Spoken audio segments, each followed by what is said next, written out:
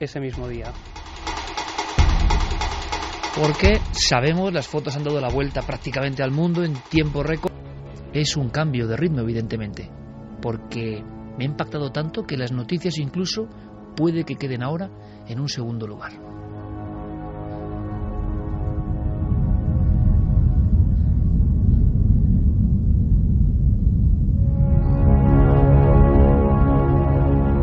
Porque estamos en ese mundo rápido. La sintonía que hemos escuchado yo creo que perfectamente expresa lo centelleante del universo del siglo XXI. La información corre a la velocidad de la luz, no hay tiempo casi para la reflexión, y desde luego si algo se ha perdido, se han ganado muchas cosas, pero si algo se ha perdido es la tradición del mundo del relato, de lo oral, el mundo del cuento, el mundo de la aventura que transfiguraba a los oyentes y también al que lanzaba el relato para los demás, el mundo de la transmisión permanente de conocimientos, de mitos que en el fondo revelan una verdad profunda. Es la única forma de contarlos. El mito, la leyenda transfigurada, exagerada a veces, reducida en otras, se convierte en la única manera de llevar una serie de valores, de moralejas, de instrucciones para la vida y también para observar los enigmas que guarda en sus entrañas, las sombras y las luces. Y veréis, me he imaginado a mucha gente hoy en una región de España donde evidentemente, claro, es lógico el progreso en los teléfonos móviles, en las tabletas, en la información rauda que ya no sabe de fronteras. Ningún pequeño, por pueblo diminuto que sea, ninguna aldea, por minúscula que tenga su estructura, se salva ya, se beneficia en el fondo de toda esta posibilidad nueva. El mundo en una red. Por tanto, quizá esta historia ya no se cuente. Por tanto, lo que vais a escuchar ahora quizá ya permanezca en las páginas ocultas y olvidadas de la historia de las generaciones. Pero durante mucho tiempo, durante por lo menos 70 años, la historia que ahora vais a ver y vais a sentir y vais a escuchar, relanzado de nuevo al espacio por el arte de nuestro compañero Diego Marañón, con la voz pivotando o vertebrando todo de José María del Río, el maestro, pues es algo que se contó en su día, en muchos esquinazos, en muchas barranqueras, en las pequeñas plazas sin nombre de algunos pueblos de las Urdes. Porque yo recuerdo todavía, hace 20 años, cómo me contaron a mí esta historia. Y esta historia me la contaron delante de la hoguera. Y esta historia a mí me la contaron con unos cánticos y con una especie de ensalmos que provenían, según algunos, de tiempos de los godos. Después, en esa reunión diferente, en esa reunión que hoy quizás sea casi imposible, resulta que empezaban a surgir otras cosas, cosas prohibidas, y de pronto el mundo ordinario se detenía, y de pronto, como un latigazo, unía las almas de todas las personas que estaban en esa reunión, y de pronto es como lo que estamos haciendo ahora, cuando alguien se pone demasiado serio a contar historias que tienen que ver con el inframundo, el ultramundo, la realidad velada, todo el mundo se contagia de ese virus invisible. Todo el mundo cambia el gesto. Todo el mundo cambia la actitud. Todo el mundo es consciente de que de pronto ese mismo mundo es muy desconocido. Todo el mundo sabe que en la siguiente carretera, en la siguiente esquina, tal y como le pasó a este hombre o a este otro, a aquella mujer, nos pudo ocurrir a nosotros. El espanto, lo daimónico, el enviado de otro lugar, el visitante que se cruza en nuestro camino y que luego se convierte en cuento, porque es la única forma de que siga vivo nuestro pensamiento, de que sepamos que no lo conocemos todo. Es la única forma de que, a pesar del transcurrir de la tecnología, el transcurrir de la cultura, el transcurrir de incluso la economía, que sepamos en cierto momento, cuando nos ponemos serios, que seamos muy conscientes interiormente de que estas cosas siguen, aunque hayamos doblado su página de la historia, aunque hayamos dado carpetazo, aunque lo intentemos, de vez en cuando, siguen apareciendo con su aviso. Yo escuché esta historia en Noche de Ánimas, que tenía nombres y apellidos. Se había convertido en un drama, se había convertido en una cosa casi tabú. Y por eso vi que debajo de los sombreros oscuros de los hombres más veteranos de las Urdes aparecía junto a las arrugas del rostro ese gesto, esa expresión indefinible que yo sabía que era cosa seria. allí nadie se lo tomaba a broma. Los hijos de los hijos, los padres, los abuelos y los lances con el misterio. Lo curioso, y ha pasado esta semana, es que teníamos preparada esta dramatización. El equipo de producción de la SER ha trabajado de lo lindo para que os sintáis dentro de este cuento real. Y por si faltaba algo, resulta que nuestro compañero Javier Pérez Campos recoge una historia similar, mucho más cercana en el tiempo, y que parece el mismo calco. La misma diapositiva medio vieja que se cruza con una realidad que ya no entiende. En mitad de un mundo que va por un camino, aparece la sombra de lo otro, de lo innombrable, de lo luminoso. Lo sagrado, lo extraño, lo que no es humano, se aparece con algún mensaje, y a veces el mensaje parece no muy positivo. Es lo que le ocurrió a este hombre. Os aseguro que ahora mismo estoy viendo a las ancianas enlutadas junto a la hoguera y su gesto de auténtico terror. Ya había muerto la víctima, ya había muerto el testigo, pero su recuerdo no. Su recuerdo necesitaba ser contado una y otra vez, porque el bosque sigue teniendo sus peligros, la noche sigue siendo frontera de algo que no es físico. Por tanto, las nuevas generaciones de cuando en cuando tienen que escuchar el viejo cantar. Esta historia nos habla de un hombre que ya es leyenda urdana, y los más necios pensarán que leyenda no es verdad, cuando la leyenda es la única forma de conservar eso en el formol del tiempo. Las viejas en las urdes, las últimas de su tiempo, de un tiempo ya olvidado, contarán seguro en un último esfuerzo a esos niños que tienen el móvil y la tableta, que ven la televisión, que están en otro mundo. Aprovecharán el instante para el momento justo, como rito iniciático, contarles que cuidado, que el monte sigue vivo, que la noche es demasiado oscura y que a veces, aunque parezca increíble, aparecen personajes con nombres inolvidables, nombres que cuando los niños lo escuchan se quedan grabados para siempre, por su sonoridad, por lo que representan, por lo que traen en su capa negra. En este caso, es la historia real, repito, de uno que ya nadie olvida. Da igual el tiempo que pase. En las urdes, en los umbríos valles del norte de Extremadura, todo el mundo pone el gesto serio cuando se habla del tío del bronce. El Gasco, al norte de Extremadura. Octubre de 1945. Lo primero que Antonio sintió al abrir la puerta de la cabaña fue una corriente de aire gélido, un latigazo de realidad cuyo dolor ya apenas se notaba en aquella época de lamentos. Bueno, marcho ya. Ahí te dejo la leña para mañana. Con eso ha de bastar hasta que regrese. ¿Has cogido la manta? Sí, mujer, no te apures. La noche está muy fría. Mira bien por donde pisas y lleva cuidado de no resbalar.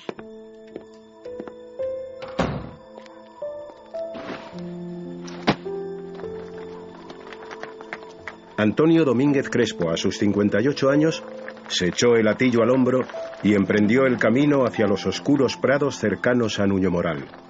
La pista, sinuosa como una serpiente, aparecía algo más visible de lo habitual bajo la luz de la luna llena. La Sierra de Gata y el Valle del Ambroz eran testigos mudos de aquellos pasos en mitad de la noche. Pasos que se cruzarían con otros bien conocidos a los pocos metros. Antonio. Hola, Manolo. ¿A la faena? Que no falte. Bien a gusto voy. Ambos estaban acostumbrados a escuchar aquel tipo de mentiras. Ayudaban a sobrellevar la precariedad que asolaba a la comarca de las Urdes en plena posguerra. Eran carboneros por puro sentido de la supervivencia. El negro fruto de su esfuerzo, cargado en huesudos mulos, tenía como destino habitual casas de ricas ciudades castellanas para alimentar cocinas, estufas y braseros. La otra tarde alcancé a ver un buen brezo cerca del chorro de la Miacera. No dejaría de haber bastante para quemar varias noches en la carbonera. Pues me acercaré mañana a la vuelta, con la luz. Bueno, marcho, que no está la cosa para quedarse mucho tiempo parado. Ya puedes abrigarte esta noche. Ya. Hasta mañana, Manolo. A punto de entrar en la pequeña alquería, Manuel Guillermo se giró una última vez y acertó a distinguir en la lejanía, cerca ya de la escabrosa ladera, el tenue punto amarillo que salía del candil de Antonio. Y que no te falte la luz, amigo. Antonio había llegado a su destino. El valle de un negro volcánico y socavado por varios riachuelos era el lugar donde se alzaban sus pequeñas carboneras. Bueno, esto parece que ya está. Toca esperar. Antonio sabía bien que gran parte de su labor era cuestión de paciencia. El color del humo y la tierra quemada le dirían el momento preciso en el que el carbón estaría listo para ser retirado. Por Dios, qué frío. A ver si con algo que echarme a la boca entro en calor. Uno de los tizones de la carbonera más cercana le sirvió para encender una pequeña hoguera. Sobre ella colocó una pequeña cazuela de barro y, sacando una pequeña marmita, la llenó con leche de oveja y apenas una decena de castañas. Mientras esperaba a que se cocieran, el crepitar del fuego y las llamas, casi hipnóticas, le hicieron cerrar los ojos vencido por el cansancio.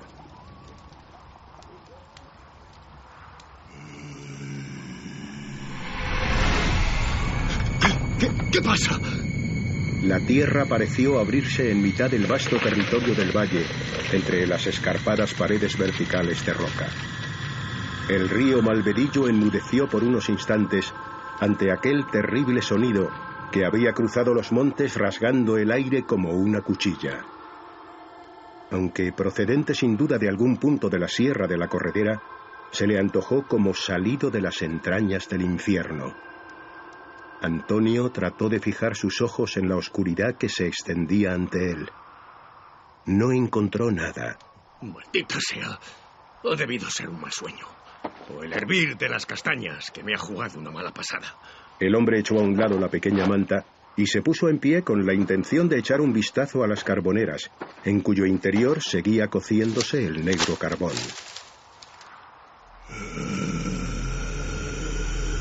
¡Dios santo! Esta vez lo supo. Antonio estaba seguro. Aquello no era una pesadilla, sino algo tan real como el fuego que aún crepitaba a su lado. ¿Quién va? De pronto, a unos metros, alcanzó a verlo. Sus piernas empezaron a temblar. Sin embargo, no era ya el frío lo que atenazaba a Antonio, sino el profundo miedo que empezó a recorrerlo de arriba a abajo. Es como bronce. Realmente de bronce. No me haga daño. Ante sus ojos aparecía un ser antropomorfo, vestido con un reluciente traje de aspecto metálico y envejecido. Una máscara a modo de casco cubría por completo su cabeza, en la que destacaban dos ojos inmensos, ocultos tras lo que parecían cristales opacos. Los correajes que cruzaban su cuerpo y ciertos detalles de su indumentaria trajeron a la mente del desdichado Antonio la imagen de un soldado salido de una guerra librada en otro tiempo. ¡No es posible! ¡Está flotando!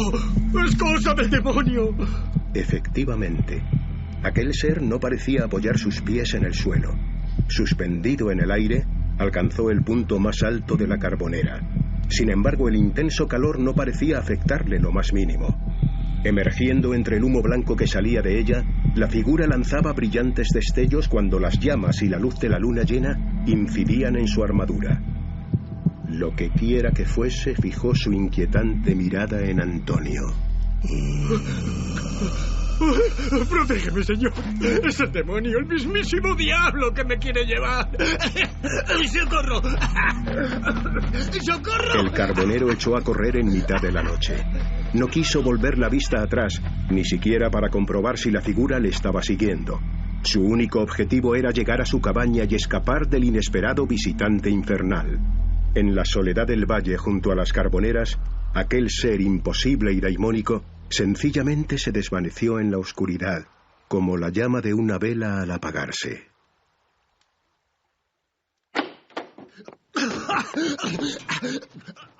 ¡De bronce!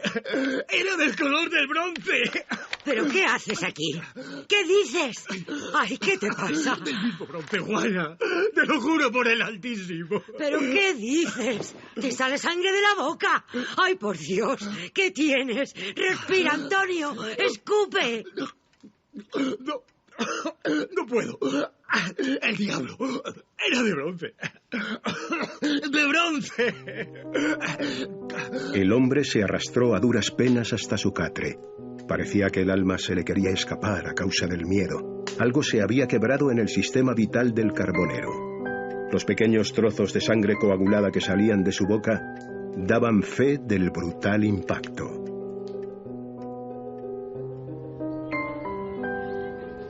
Pues dicen que al Antonio se le apareció el diablo la otra noche. A saber qué mal bicho encontró. Un escarrapichado, al parecer. Sí, y también lo vieron por los bancales del Carrabusino. ¿Y cómo está el pechona? Los días se convirtieron en meses y los meses en años. Antonio nunca volvió a ser el mismo. Aunque a duras penas respiraba, no era ya sino una negra sombra. Su vida se había detenido aquella lejana y fría noche en el valle, como si el tiempo y el espacio se hubiesen congelado a su alrededor. Antonio, ahí fuera está Manolo. Sale a echar unas palabras. No tengo ganas. Venga, yo voy a buscar leña. Vigila las habichuelas que están al fuego, ¿eh? No tardo. Antonio, sal para aquí, te traigo unos sacos de buen brezo. Llévatelos. Jamás. Óyeme bien. ¡Jamás! ¿Pero por qué dices eso? Sigue allí. ¡El de bronce! ¡Sigue allí! Eso fue hace años ya, hombre. Juana no puede hacer todo sola. En el valle no hay nada. No te vas a pasar la vida escondido. Los ojos de Antonio, apenas sin brillo, se fijaron por un momento en los de Manuel, para volverse a continuación sobre las llamas de la lumbre, sobre la que pendía la olla. Sí. Quizás... puede ser... ¡No! ¡No! ¡Déjame! ¡El de bronce sigue allí! ¡Vino del infierno y sigue allí! Pero, Antonio, ¿a dónde vas? ¡Antonio, vuelve! Voy a terminar con esto. ¡No me cogerá! ¡El de bronce no me cogerá! No podía más. Hastiado y consumido por los recuerdos, la luz se apagó definitivamente para el carbonero, al arrojarse desde el puente del pueblo. Nadie pudo hacer nada para evitar el trágico final de Antonio Domínguez. La alquería de El Gasco, cuyo nombre significa, según la leyenda, el lugar del tesoro, se ubica sobre antiguos vestigios que se remontan a la Edad del Bronce. Un bronce reluciente, como el que en el siglo pasado atormentó a uno de sus habitantes hasta el final de sus días. Aquello le mató. Se llevó a mi Antonio. Al final se lo llevó. Dios mío, ¿por qué? La historia apenas se recuerda ya. De borrar casi todo rastro se encargó un tiempo y un mundo que no admite la posibilidad de que una realidad velada influya en ocasiones sobre los hombres y sobre los paisajes.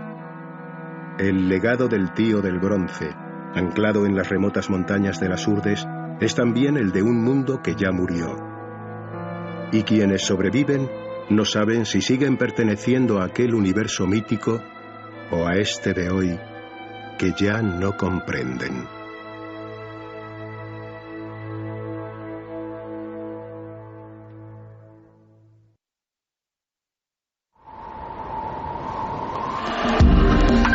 Nunca antes habías estado tan cerca de lo desconocido. Milenio 3. Cadena Ser.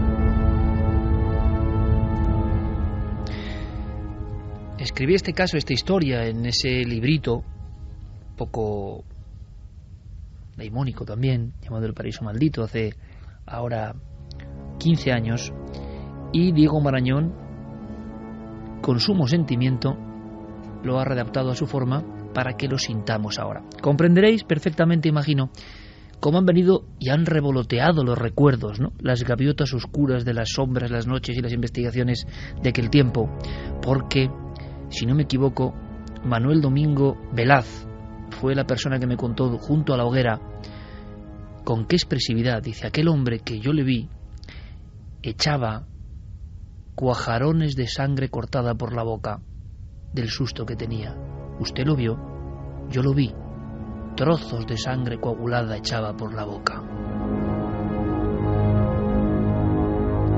De alguna manera era el recuerdo, el marchamo, la impresión, que seguramente a nivel médico tiene una explicación. Algún tipo de shock tan brutal produce casi un colapso. Pero aquel hombre, aquel testigo de segunda fase del encuentro, nunca pudo olvidar no solo el relato de lo que contaba aquel individuo, sino una expresión del terror que nunca había antes contemplado. Alguien que sangrase, que emitiese esos coágulos por el impacto, por el enorme impacto de lo que acababa de contemplar. Después, mucho tiempo después, Javier Pérez Campos, junto a Israel Espino, descubren algo que yo no conocía, al César lo que es del César, y que ponía el broche final, que yo no conseguí en su día, y que así se investiga, ¿no?, durante generaciones. Y la de Javi, que es una nueva generación, encontraba junto a Israel a la persona que tuvo que hacer el llamamiento al juez de paz para levantar el cadáver de este hombre, que no es ningún cuento. Se ha transformado en cuento, pero es el ejemplo de cómo los cuentos llevan profundísimas verdades. Por cierto, antes de que me cuentes algo, Javi, nuestro agradecimiento a todo el equipo de producción de la SER, a Diego por escribir la historia, a Carlos Piñero, a Francisca González, a Nacho Gijón, a don José María del Río, ni más ni menos, a Alfonso Sanz por todo ese trabajo, y a Juan Antonio Merallo, porque gracias a ellos de vez en cuando podemos vivir las historias, y yo tenía esa ilusión de que todos, no es cuestión de sobrecogerse, sino que nos metiésemos en la mente mítica, en la mente que ya casi no existe, en la mente que pervive por fortuna solo en algunos lugares. Y vosotros, Javi, para poner colofón a esta historia, encontrasteis a las personas que tuvieron junto al juez que alzar el cadáver, y si no me acuerdo mal, el propio juez, era tan raro lo que había allí que no quería firmar el parte de defunción. Sí, nos encontramos allí a Cristino Crespo, que era la persona que se había tenido que hacer cargo del cuerpo sin vida del tío Picholas, ¿no?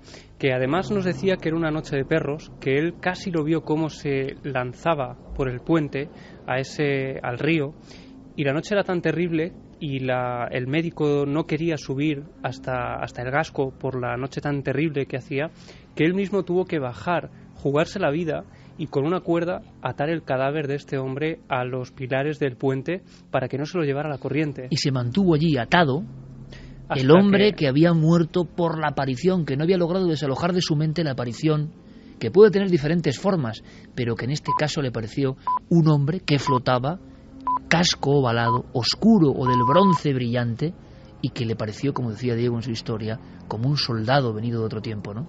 Sí, y que recordó hasta el día de su muerte, es decir, que parecía que ese recuerdo le atormentaba constantemente, como le había ocurrido también, Iker, a otros vecinos de las Urdes, concretamente de esa zona del Gasco, que también en ese lugar habían tenido encuentros con un ser de características muy similares.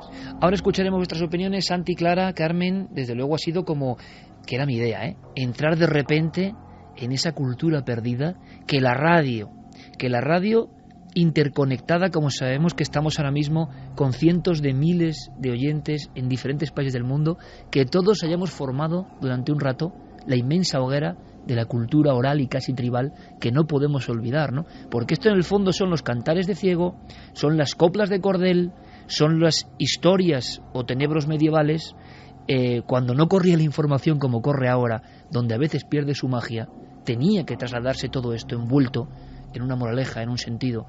Hoy los cuentos son cosas de niños, ¿no? Y yo creo que estos cuentos no son cosas de niños, no sé qué opináis. Pues la verdad es que nos hemos metido efectivamente en ese mundo ancestral. Fíjate que la magia de este tipo de narraciones, de estas narraciones que nosotros hemos oído de una forma sofisticada, pero que cuando la cuenta una voz recia en medio de una hoguera, compartiendo unas hogazas de pan y algunas viandas en un pueblo perdido de las Urdes o de cualquier otra comarca, a pesar de no tener los efectos de sonido, a pesar de no tener los locutores profesionales, no solo no pierden, sino que a veces hasta ganan muchísimo en autenticidad. Y entonces yo que había leído la historia en tu libro y que tenía tengo mi propia teoría racional, te olvidas de la explicación racional, te olvidas de todo y hasta te olvidas de la importancia de decirla o de contarla, porque ¿para qué? ¿Para qué vas a estropear la magia de la tradición oral? ¿Para qué vas a estropear la magia de estas maravillosas narraciones? Pues la verdad es que yo también me he sentido transportada a ese lugar. ¿Te has sentido en el serano de los jurdanos junto a la hoguera? Pues me alegro. En ese tiempo. Y yo, por destacar otro aspecto de la historia, me ha llamado la atención ese tormento, ¿no?, que persiguió a este hombre hasta el final de sus días, que por como lo describes tanto en el libro, que también lo leí, como lo ha contado ahora muy bien, relatado también Diego, tiene toda la pinta de ser una víctima de un shock postraumático, es decir, algo tan grave que te marca y que obviamente en esas tierras te conviertes casi en algo raro tú mismo, ¿no? En un bicho raro tú mismo, y como no recibes ningún tipo de ayuda, tratamiento psicológico, algo para paliar, independientemente de que fuera lo que viera, tuviera o no una explicación, a él le impactó de tal modo que transformó su vida para mal, en este caso. Quizá en otro contexto a lo mejor la hubiera transformado para bien. Esto es lo que pasa que además el ser era de un aspecto tan sombrío. Diréis algunos de vosotros, amigos, y con mucha razón, tan estrafalario, tan increíble. Bueno, pues ahora viene una sorpresa. Tú has estado en esos seranos muchas veces. Sí. Y a mí me volvía a la mente a esas cenas con guisos de panes y peces, con esas ensaladas de naranja, y cómo la gente de allí te contaba estas historias que habían cambiado su vida. Eso era lo importante. La verdad es que cuando te encuentras ante estos testigos, que cuesta sacarles las palabras porque lo que han vivido les ha impactado demasiado.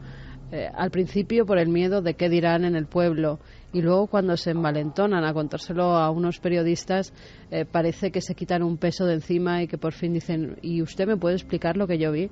Y quien se encuentra entonces el periodista, en nuestro caso el investigador, lo que queréis llamarle, con esa impotencia tremenda, porque no puedes ayudar.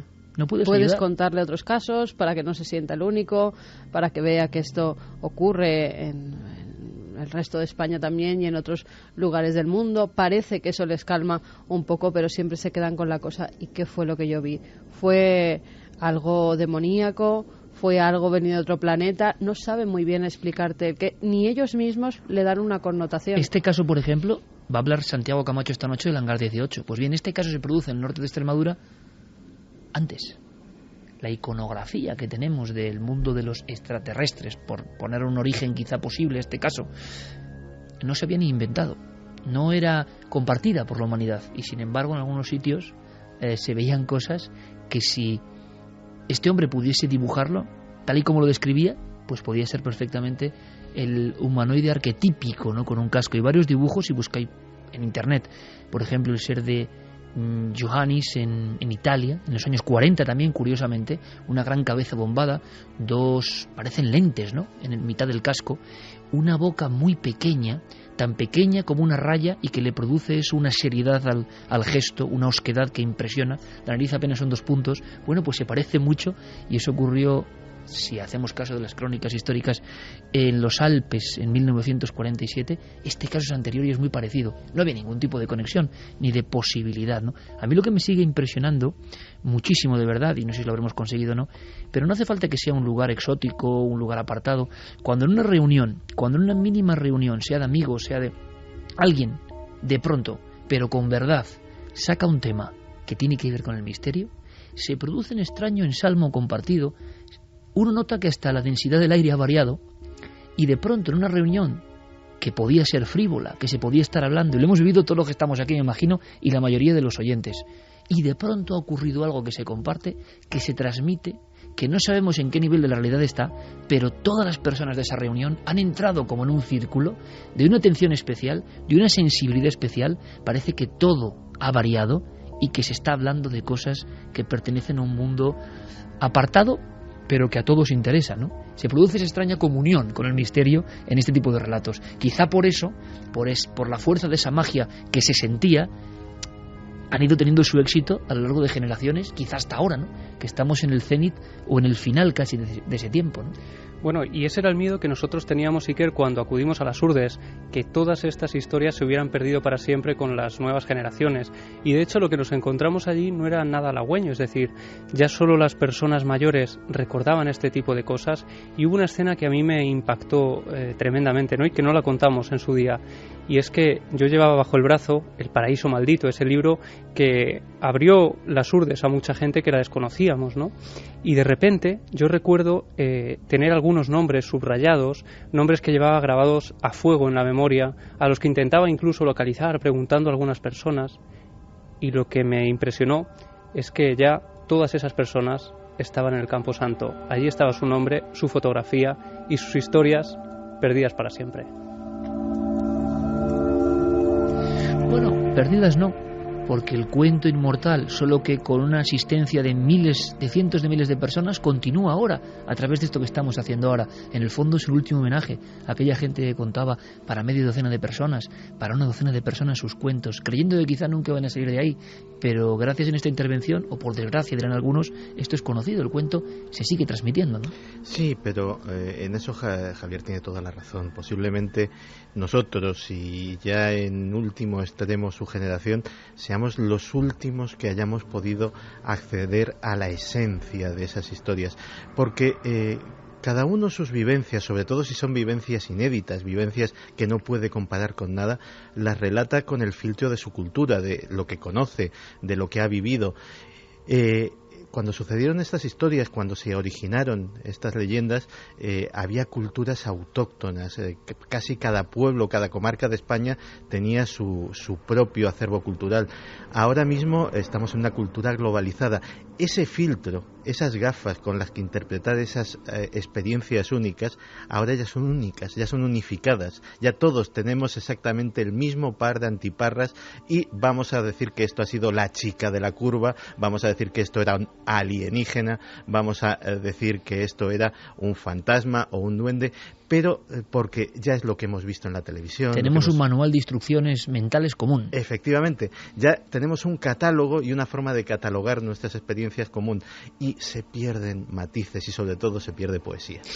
Desde luego, Santiago, desde luego. Vamos a poner punto final a esta historia y, como veis, es sorprendente. Ahora vamos con toda la actualidad, por supuesto, con todo lo que ha pasado, con nuestra otra función, ¿no?, que es contar lo que pasa, pero de vez en cuando, ¿verdad?, yo creo que también compartís ese gusto. La poesía nos llama, la poesía profunda del misterio, que al final, como decía aquel, ¿verdad?, solo creo en las verdades poéticas. Las verdades racionales me interesan cada vez menos, porque quizá aquí dentro sí que hay una historia enorme. Las sombras de la noche apareciéndose, cultura oral que recuperamos, pero sorpresas, compañeros, porque precisamente esta semana, y lo podemos asegurar, yo muchas veces lo digo, es que luego la gente, no me refiero a los oyentes, a los que estáis ahí, porque vosotros sois de nuestro club de alguna forma, nos hemos cultivado juntos a lo largo de ya 12 años, pero el otro público en general, yo entiendo que diga, bueno, esto se lo está inventando Iker por el espectáculo, es que estábamos preparando la historia del tío del bronce, que llevaba semanas elaborándose, y justo esta semana, cuando nos dan el ok, cuando la podemos poner, resulta que llega un caso que, por supuesto, nadie tenía ninguna información, nadie, de que estábamos haciendo esto, un caso que llega de los años 70 y que veréis, lo vamos a contar muy rápido, pero qué similitudes, ¿no? En otro ambiente muy diferente, en la costa mediterránea, alguien desde niño permanece marcado por una visión que tuvo, y esa visión, estrambótica para algunos, se parece mucho a lo que tantos otros, por ejemplo, el tío Domingo, vivió en las Urdes. Vamos con ese caso, Javi, para redondear esta historia. Sí, es un caso que efectivamente nos llegaba esta semana, es el caso de Manuel. Él lo recuerda perfectamente, ha pasado mucho tiempo de aquello, ocurrió en el año 73, él tenía 9 años, pero como las cosas que te pasan en la infancia, esta se le quedó marcada a fuego. Él estaba veraneando en Calpe, era mediados del mes de agosto aproximadamente. Recuerda que serían las 6 de la madrugada, él estaba durmiendo plácidamente en una habitación junto a su cuñado, compartían esa habitación, y de pronto algo le despierta el sonido de la puerta de entrada. Para que nos hagamos una idea, en aquella época, según él nos contaba, Calpe no estaba tan masificada como ahora. Él dice que además el edificio donde él vivía pues tenía una parte que daba al mar, y la parte de atrás, que se utilizaba como aparcamiento, era una zona agreste, una zona que daba además a un campo muy peculiar. Era un campo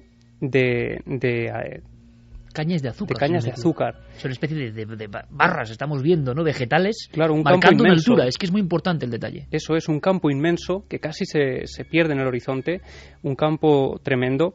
Y lo que él hace cuando escucha ese sonido de la puerta es despertarse, saltar de la cama e ir a cerrarla. Y lo que ocurre es que de repente se encuentra con algo que él no esperaba que estuviera allí.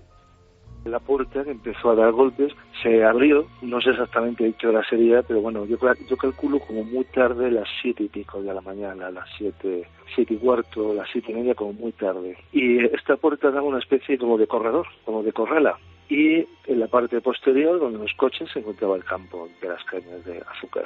Y me fijé por un resplandor, entonces vi un ser que era alto, porque le llegaban las cañas hasta la cintura. Iba todo de negro, en una especie como de traje único. Me dio una sensación de que era todo negro.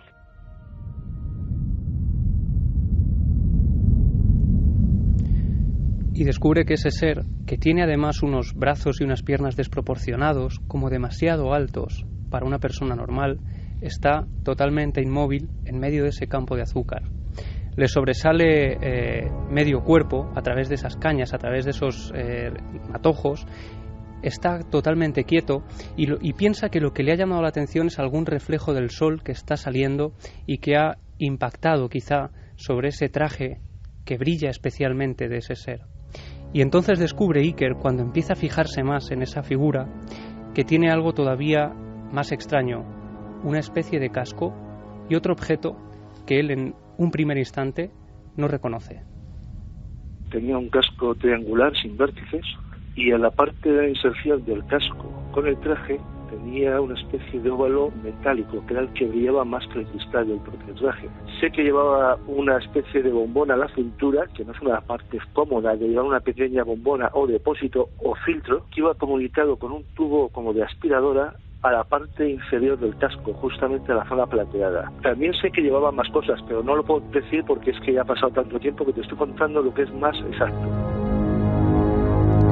2 y cuarto, seguro que absurdo, estrambótico, increíble, imposible. Año 73, el año en que yo nací, y se le queda eso grabado a fuego, muy físico, incomprensible, y sobre todo, a día de hoy, o sea, 41 años después, la comunicación con este amable testigo, el impacto, el sueño, el recuerdo, la pesadilla permanente desde entonces, de alguna forma. Sí, y de hecho hay detalles que a él le impresionan inmediatamente, casi desde el primer momento en que ve a esta figura que parece estar observándolo desde unos pisos más abajo. Él dice además que hay, por ejemplo, un detalle que le impresiona, que es la desproporción de la cabeza, que parece como mucho mayor al resto del cuerpo. Dice que el traje no sabe muy bien de qué material está hecho, porque de hecho le cuesta incluso pues describir esa situación, porque es algo que nunca ha vuelto a ver en su vida, ni había visto hasta entonces. Dice que parece algo sólido, pero que está muy apretado a su cuerpo, que es de una pieza, que incluso marca la musculatura, haciendo parecer que ese ser, en un principio delgado por la gran altura, pues tenía también una complexión fuerte. Y lo que más le impresiona es cuando, a través del casco, cree reconocer algunos rasgos faciales. Tenía una cabeza extraña porque era como un cilindro y a mí me dio una impresión como de pasamontañas o de máscara, porque luego tenía 2 ojos grandes, blancos, que ocupaban una parte importante de la cabeza. A mí me dio una sensación de aquella época, cuando yo era un niño, que era un ser vivo, pero se movía como un autómata también. O sea, no puedo asegurar si era un ser vivo o era un autómata. Lo que sí me entró el pánico fue ver la talla, porque claro, yo sé cómo eran esas cañas, que en aquella época eran más altas que yo, y me sacaban bastante. Y le llegamos aproximadamente por la cintura, un poquito menos, porque se le veía perfectamente el pequeño depósito rojo. Cuando yo entré en total pánico es cuando se acercó al poste y el casco superaba la altura de un poste de la época de los de teléfono de madera, de los típicos de cable negro grueso, que no sé qué tamaño tienen, pero yo calculo que tendría unos 3 metros por lo menos.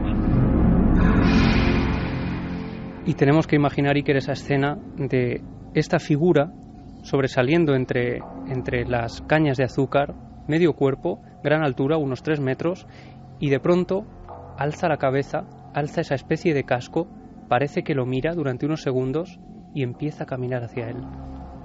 Sé que me miró, él me vio cuando entró en la zona oscura, me tuvo que ver porque estaba yo en la cuarta planta y no había nadie más. Era como si no le importara nada, era como él estaba allí y estaba allí.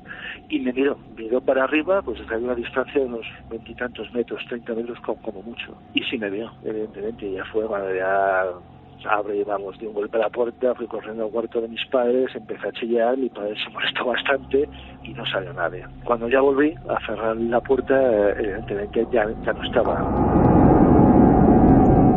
Sería sencillo explicar todo esto bajo el aspecto de una alucinación, un despertar en mitad de la madrugada, pero qué descripción, qué detalles. 1973, bastante antes del tiempo de las grandes informaciones sobre este tipo de casos en España.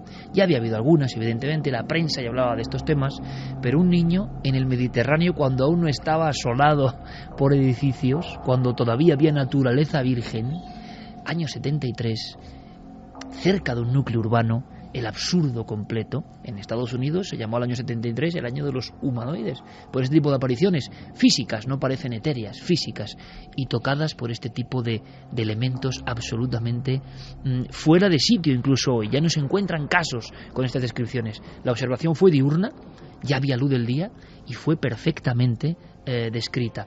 Lo último que recuerdas, ese hombre, lo que fuese, porque parece que es un hombre como si fuese de los servicios de limpieza de emergencias nucleares de aquella época, no lo sabemos, que le miró hacia arriba y después ya no estaba. Ese hombre, nuestro amigo Manuel, que nos ha escrito y nos contaba esta historia, no lo ha podido olvidar. Han pasado 41 años y podía recordarlo como si lo estuviese viendo, que también es uno de los elementos increíbles del misterio, ¿no? Cómo se fija en nuestra vida. A ese hombre en 41 años le habrán pasado muchísimas cosas mucho más importantes quizá, o no, pero eso no se le olvida, eso permanece ahí. Si vemos, hay ciertos paralelismos con el ser hierático, oscuro, flotante, cabeza ovalada, que se le aparece a un asustado carbonero Giordano pues 30 años antes, ¿no? Sí, y esta experiencia además duró unos 5 minutos. Él dice que durante 5 minutos estuvo observando a este ser. Además, también con el tiempo, muchas otras personas de la familia le han contado que esa zona es una zona de avistamientos. Muchos familiares han visto luces extrañas que él ha relacionado con esta experiencia.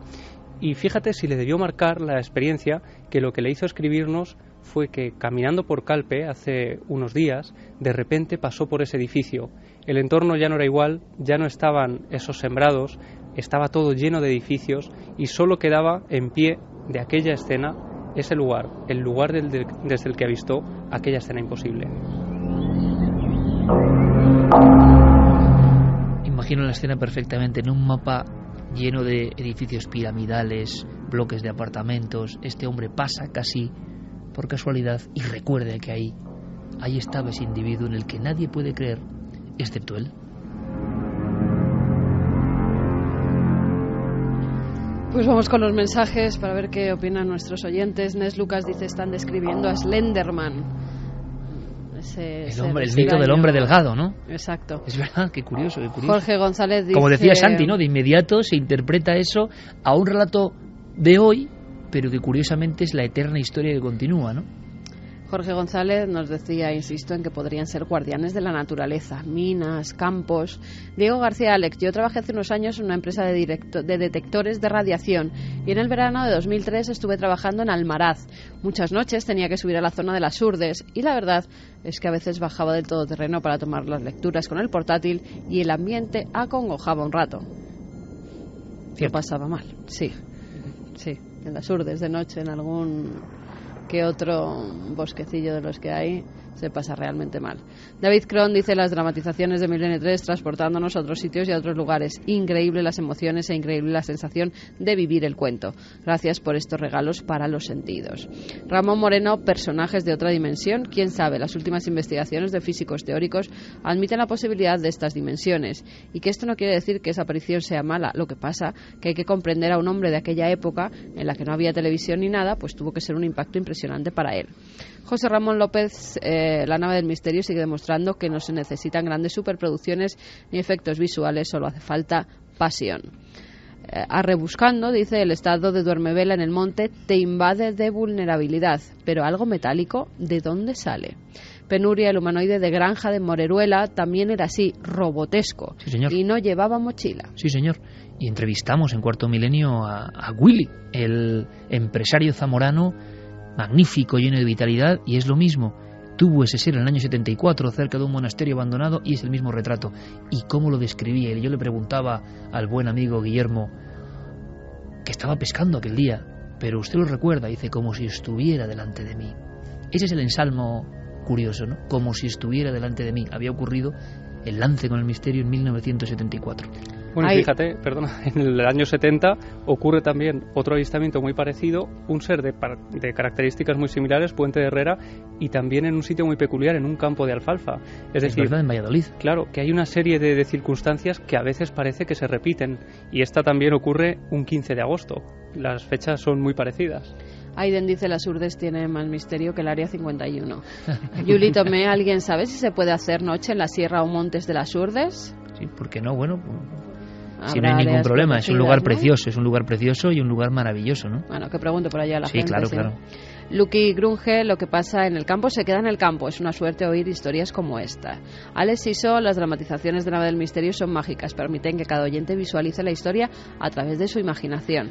Antonio Rubio, increíble dramatización. Parece que estoy dentro de la mismísima historia. Buen trabajo. Javi Fisher, las dramatizaciones de Milenio 3 te meten en la piel del personaje. Qué miedo, leñe.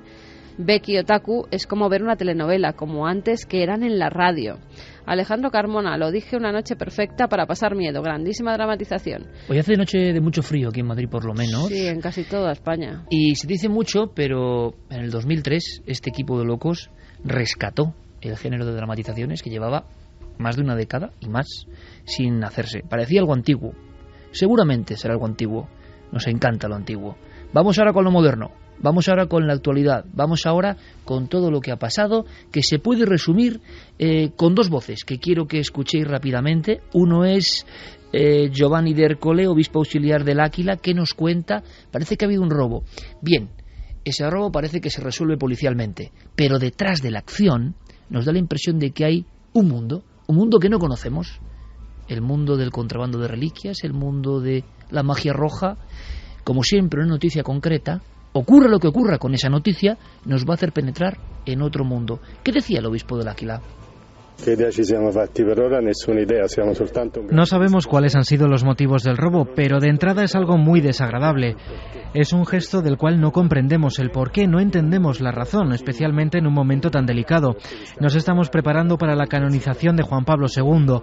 Este santuario fue el primero dedicado a él en Europa. Es muy triste. En nombre del arzobispado, invito a todos a rezar y agradezco la presencia aquí de las fuerzas del orden, los carabinieri, que nos harán saber sus averiguaciones. Che stanno facendo la loro inchiesta saranno loro che ci faranno sapere qualcosa.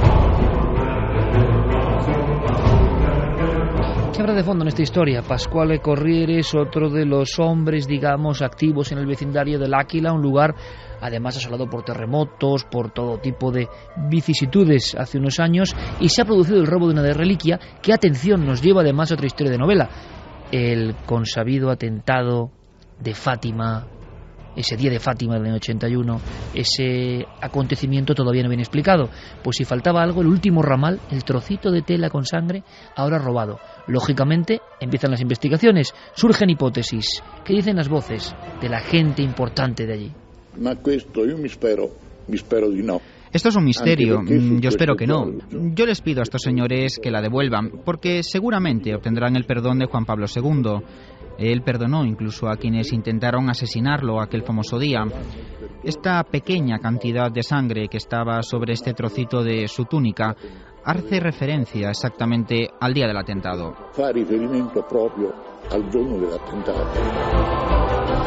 Lo hemos dicho en alguna ocasión, sería la última pieza de un curiosísimo puzzle, aquel 13 de abril del 17, apariciones de Fátima.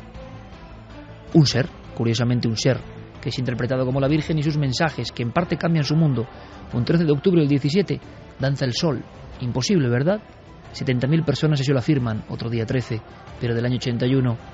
Un misterioso sicario, Aliasca, atenta contra el padre de la Iglesia en el corazón de San Pedro del Vaticano. Le salva una monja, que de alguna forma desvía el tiro o dificulta la visión del propio francotirador. se llama Fátima, la mujer que hace ese último favor al Papa. Cuenta la historia que una de las balas rebota en una medalla que lleva Juan Pablo II y se desvía hacia la mano. Es una medalla de la Virgen de Fátima. Un año después, el Papa venera a esa Virgen y le va a colocar la bala que está a punto de acabar con su vida en su corona. Es el 13 de abril del año 82, ha pasado un año, sigue la cadena. Entonces, un hombre exaltado, Juan Fernández Cron, intenta matar al Papa. Lo reducen, lleva un puñal. Hace poco supimos que llegó a herirlo. Otro día 13 se da supuestamente el polémico mensaje de Fátima. Unos dicen que es el verdadero, otros que no. Y ahora, la última pieza, el L'Áquila, un trozo de aquella historia en aquella tarde que he robado. Última hora. Pues sí, esta reliquia, que era un trocito del hábito que llevaba en esa jornada del 13 de mayo del 81, el día del atentado que sufre el Papa Juan Pablo II, queda manchado de sangre la sotana, y esa sotana, en vez de pues tirarla o quemarla, lo que hicieron es hacer pequeñas reliquias. Algunas de ellas las tenía el antiguo secretario del Papa polaco, de Juan Pablo II, que cuando muere Juan Pablo II decide enviar ese trocito al L'Áquila, porque allí el Papa se retiraba muchas veces a meditar, a orar. Es más, cuando salía del Vaticano sin saber dónde iba, se iba precisamente a esa zona porque la tenía como algo muy especial. Esa reliquia viaja hasta L'Áquila en el año 2011, si no recuerdo mal, y la lleva un sacerdote que la lleva en su mochila, y esa mochila se la roban en el tren, con lo cual esta reliquia ya ha estado perdida una vez. La segunda vez. ¿Esa reliquia interesaba ya en el primer momento a alguien? No creo que fuera la reliquia, creo que era un robo normal dentro de un tren, porque luego la reliquia fue encontrada, yo creo que no sabían ni de quién era, fue encontrada en una papelera, con lo cual el que lo robó lo que quería era el resto del contenido que había en la mochila y no la reliquia. La reliquia por fin llega al L'Áquila, es resguardada allí como detrás de un cristal en un relicario. Y lo que pasó hace ahora 7 días, el sábado, se cree que fue la noche del sábado, porque el sacerdote cierra la iglesia el viernes por la tarde-noche después de dar misa. El sábado no acude a la iglesia y acude el domingo para dar de nuevo una misa. Y es entonces cuando se encuentran unas rejas cortadas, además cortadas pero con materiales que se ve que habían ido allí a cosa hecha para ya romper esa reja y extraer la reliquia. La reliquia y una cruz que se llevaron también de esa iglesia. Enseguida los carabineros se pusieron a buscarla con perros, con más de una veintena de perros han estado buscándola toda la semana, hasta que han dado con 3 drogadictos que, después de ser encarcelados, han declarado que efectivamente ellos fueron los que sustrajeron la reliquia, pero que no sabían dónde estaba esta. Eso es lo que dicen en un principio. Sí dan el lugar donde han escondido, enterrado tanto el crucifijo como el relicario, pero lo que es la reliquia en sí, dicen que no saben dónde está y que no les interesa y que la tiraron. Cosa que luego se ha sabido que no es verdad. La buscaron y apareció en uno de los garajes de la casa de uno de estos chicos. Esa es la información hasta este momento. Claro, se ha hablado de secta satánica en un principio, se ha hablado de, evidentemente, robo por encargo, que estas personas robaban para alguien. Y aquí se abre un abanico apasionante y dramático también de los que roban para otros, de los que roban ciertos objetos que interesan, y parece que aquí la sangre, iremos descubriendo cosas. Esto es lo que sabemos a nivel oficial, pero esto nos permite entrar en ese mundo en el que varias veces se han hecho robos, y parece, nos lo van a contar especialistas, que haya una gota de sangre, no por la cantidad, sino por el símbolo, es importante, ¿no? Sí, la sangre, bueno, no olvidemos que es un símbolo de vida, es un símbolo de todo lo que sería el alma humana, la fuerza psíquica, es decir, es a través de ella por la cual nosotros vivimos, ¿no? Pensemos que es un líquido muy preciado en nuestro cuerpo y que desde la antigüedad se le ha venerado. Tenemos escasamente 5 litros de sangre. Si esa sangre se derrama, nuestra fuerza vital se va con ella hasta perecer. Entonces, Ese es un poco el motivo de que ese simbolismo tan importante de la sangre esté presente en casi todas las culturas y que en forma tanto de sacrificios con derramamiento de sangre para satisfacer a los dioses, como para pedirles algún tipo de favor, para restablecer salud. En fin, hay muchas formas de proceder con esa sangre, ¿no? Claro, pero en este caso se ha pensado sangre de una persona muy especial. Bueno, que no olvidemos, exacto, que la noticia, por eso se ha relacionado en el tema esotérico, místico, eso que hay algo más de fondo, ¿no? Porque Juan Pablo II será noticia en un par de meses o 3 meses de forma importante, con mucha polémica también, con mucha expectación. Sí, en abril va a ser nombrado santo. Yo creo que es de las santificaciones que más rápidamente se han hecho en la historia de la Iglesia, además santo por petición popular. Y se ha apuntado esa posibilidad de, al estar tan cercana a la santificación, el que pudieran haber robado la reliquia para pedir un rescate. Es decir, la robamos como puro argumento económico. Exacto, con un fin económico. Cuanto más se acerque la santificación, más va a pagar la gente por esta reliquia. Claro, pero efectivamente cobraría un mayor valor, pero habría que preguntarse para quién. Porque claro, sabemos que ese tipo de objeto no se puede colocar en cualquier lado. Es decir, no es como una colección particular, algún coleccionista particular. ¿Y los hay? Os lanzo la pregunta a vosotros dos que estáis metidos en el tema. A ver, los hay. Y que exactamente, y que además es un tema como de la novela aquella de como era la novena puerta. Sí. Es decir, coleccionistas de reliquias muy interesantes, pero algunas tienen sangre. Vamos a hablar de eso ahora. Permitidme que escuchemos a Francisco Javier Arrés, todo un experto en mundo vampírico, en mundo ritual, doctor en ciencias físicas, y que nos aporta algo muy interesante. ¿Por qué podía haber una trama oculta? ¿Por qué? Si la hay, en este caso o en otros, con sangre, aunque sea una mínima cantidad. Escuchad porque es muy interesante. Pues en principio en todos aquellos ceremoniales y rituales en los que se practica lo que se denomina como magia roja, ¿no? Que incluye tanto elementos de sangre, a veces también elementos sexuales, y la sangre ahí es digamos que un valor fundamental para el ceremonial. Los rituales en los que podría emplearse son desde utilizarla para hacer pactos, es decir, para invocar a algún tipo de entidad más o menos maléfica con el objeto de pedirle algún tipo de favor, y bueno, pues darle esta sangre como digamos que como ofrenda, también mezclarla con la del propio oferente, es decir, la persona que realiza el rito o que está pidiendo que se haga el rito para obtener ese favor de esa entidad.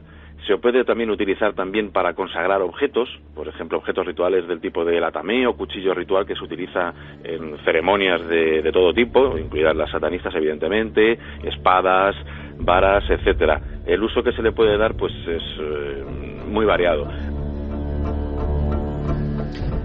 Evidentemente en Italia, aunque parece que respiran un poco más aliviados, pensaban que había un robo directamente por parte de miembros de una secta, de una logia, de alguien que le interese esa sangre, como ha dicho Carmen muy bien, en un momento clave, a punto de una canonización clave, o, ojo, utilizar a personas intermedias, gente de lampa, entre comillas, para que evidentemente hagan un trabajo pagado por otros. Yo os lanzo la cuestión, porque me parece alucinante.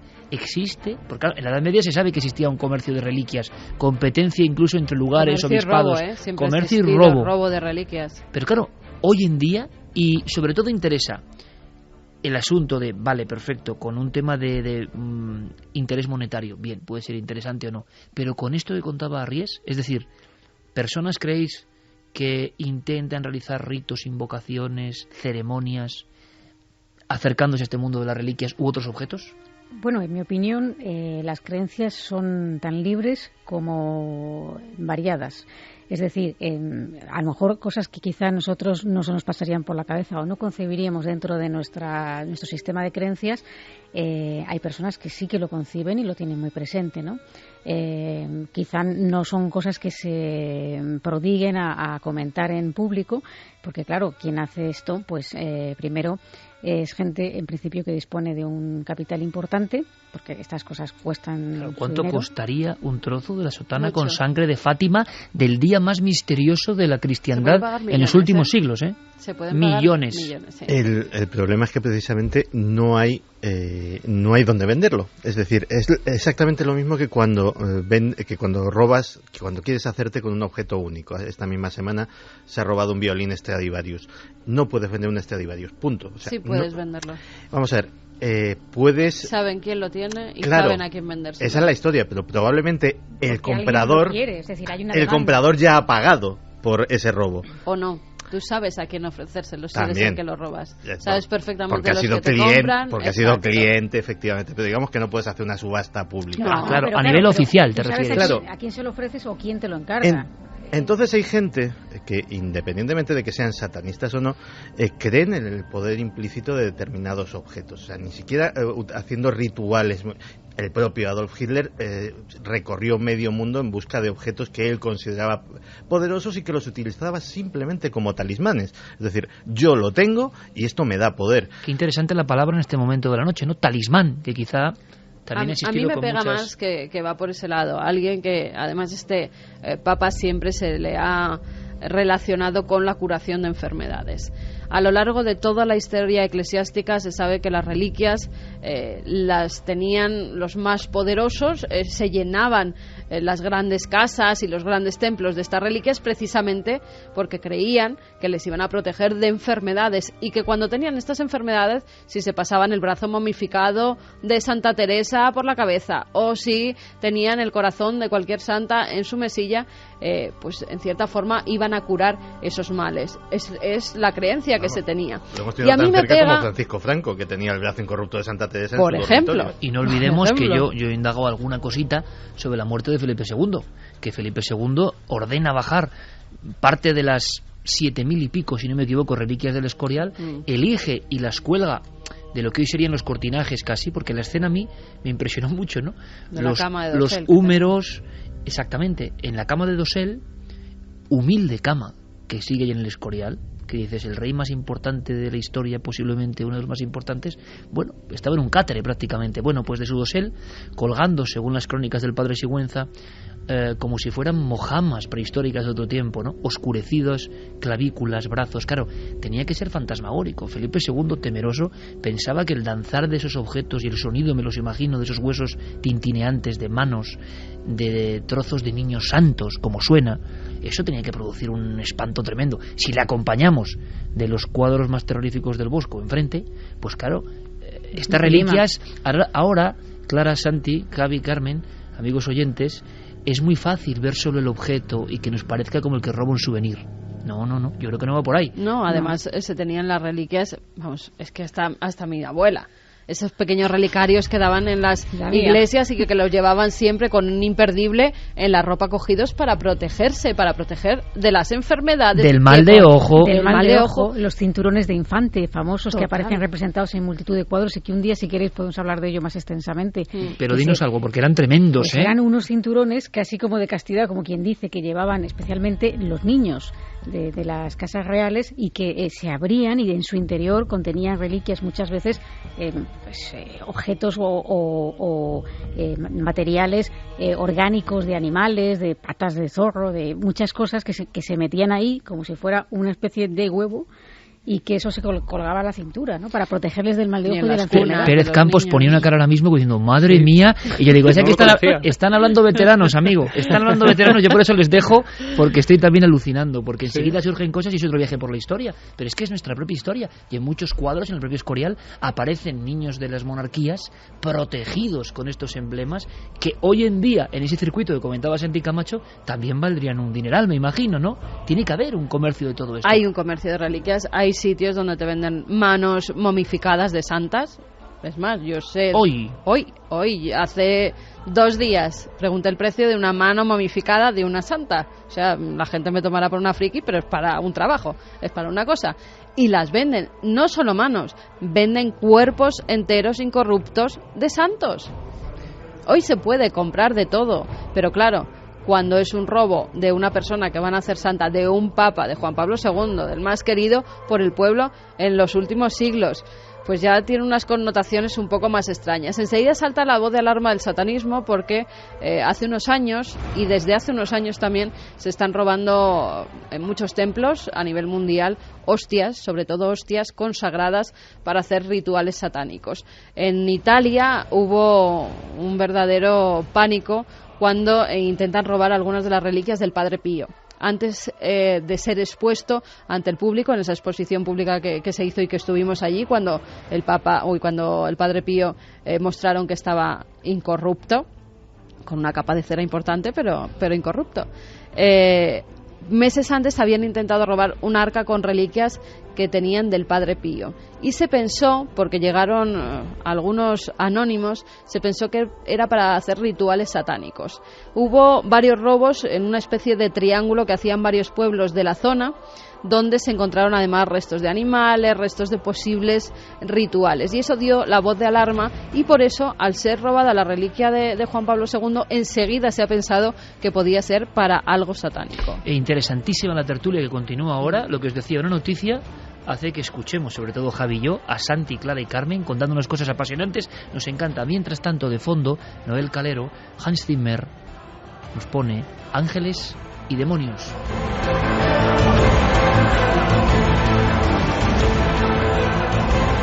Porque a veces, cierto es, la radio es una máquina del tiempo que nos permite viajar de las Urdes al Mediterráneo del 73 y de repente estar en el Vaticano, la Italia de hoy, del robo de reliquias, y al mismo tiempo en el siglo XVI, nos parece, ¿no? En el fondo todo está interconectado. Queremos saber más, pero por dejar zanjado o finiquitado el aspecto de que una secta satánica, hay quien lo sigue manteniendo, gente poderosa, hubiese pagado a unos ampones para hacer esta acción, fallida o no. Ahora los que están en el meollo, como dicen, ¿no?, en el argot se comen el marrón, nunca van a delatar a la persona que les ha encargado el trabajo. ¿Y qué había de fondo? Es un robo demasiado especial. Seguramente se olvide, seguramente, como en tantas otras veces y ocasiones, la información oficial es la que tranquilice al pueblo. Pero ángeles y demonios, de fondo, ¿no?, en un extrañísimo mercado oculto, negro, un mercado negro esotérico. Pero es que, como decía Carmen, el problema de las sectas en Italia ni siquiera se puede parecer al de España o Francia. Empieza a ser preocupante. La pregunta es ¿por qué? Francisco Javier Arríes nos da un dato más. Pues la verdad es que las posibilidades son muchas. Ahora mismo en Italia hay un auténtico florecimiento de sectas de tipo satánico. No hablamos ya de sectas en general. Para poner cifras al tema, pues digamos que están registradas unas 8.000 sectas operando solamente en Italia, y que englobarían entre ellas unos 600.000 adeptos.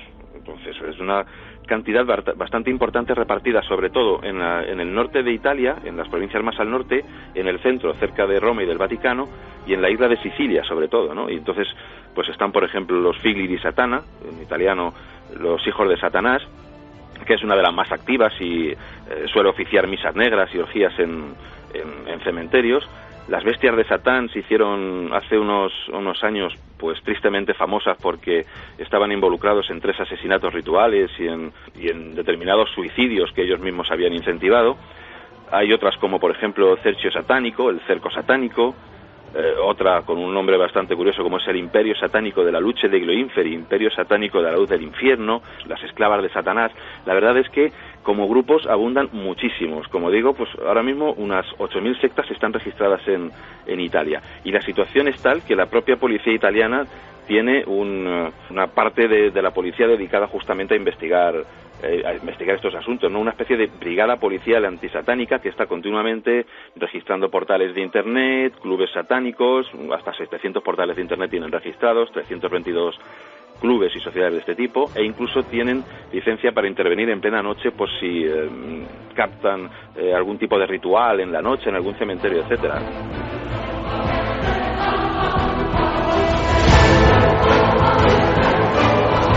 Con esta música me parece casi estar en el momento de la profecía afueras de Roma, cuando ese padre asombrado está desenterrando un cuerpo, creen que está el cuerpo de su hijo y en la tumba aparece, si no recuerdo mal, un chacal, ¿no? O el esqueleto de un perro. Esa Italia profunda, que es muy profunda Italia, cuando quiere es muy profunda. Y como decimos todos de Venecia conocemos las máscaras, pero cuando llega la noche en Venecia hay que verla también, ¿eh? En la parte menos conocida. Hay un interés enorme por el esoterismo. Se habló de Turín y el Triángulo Turinés como el lugar más satánico del mundo. Decía Clara, escuchando a Francisco Javier Arries, y os dejo continuar en esta tertulia apasionante, porque hay un trasfondo, que tú tienes una interpretación, si bien los números nos parecen un poco exagerados, hacen estadísticas, a mí lo de tantos miles de sectas me parece que sería increíble, pero ¿por qué este auge?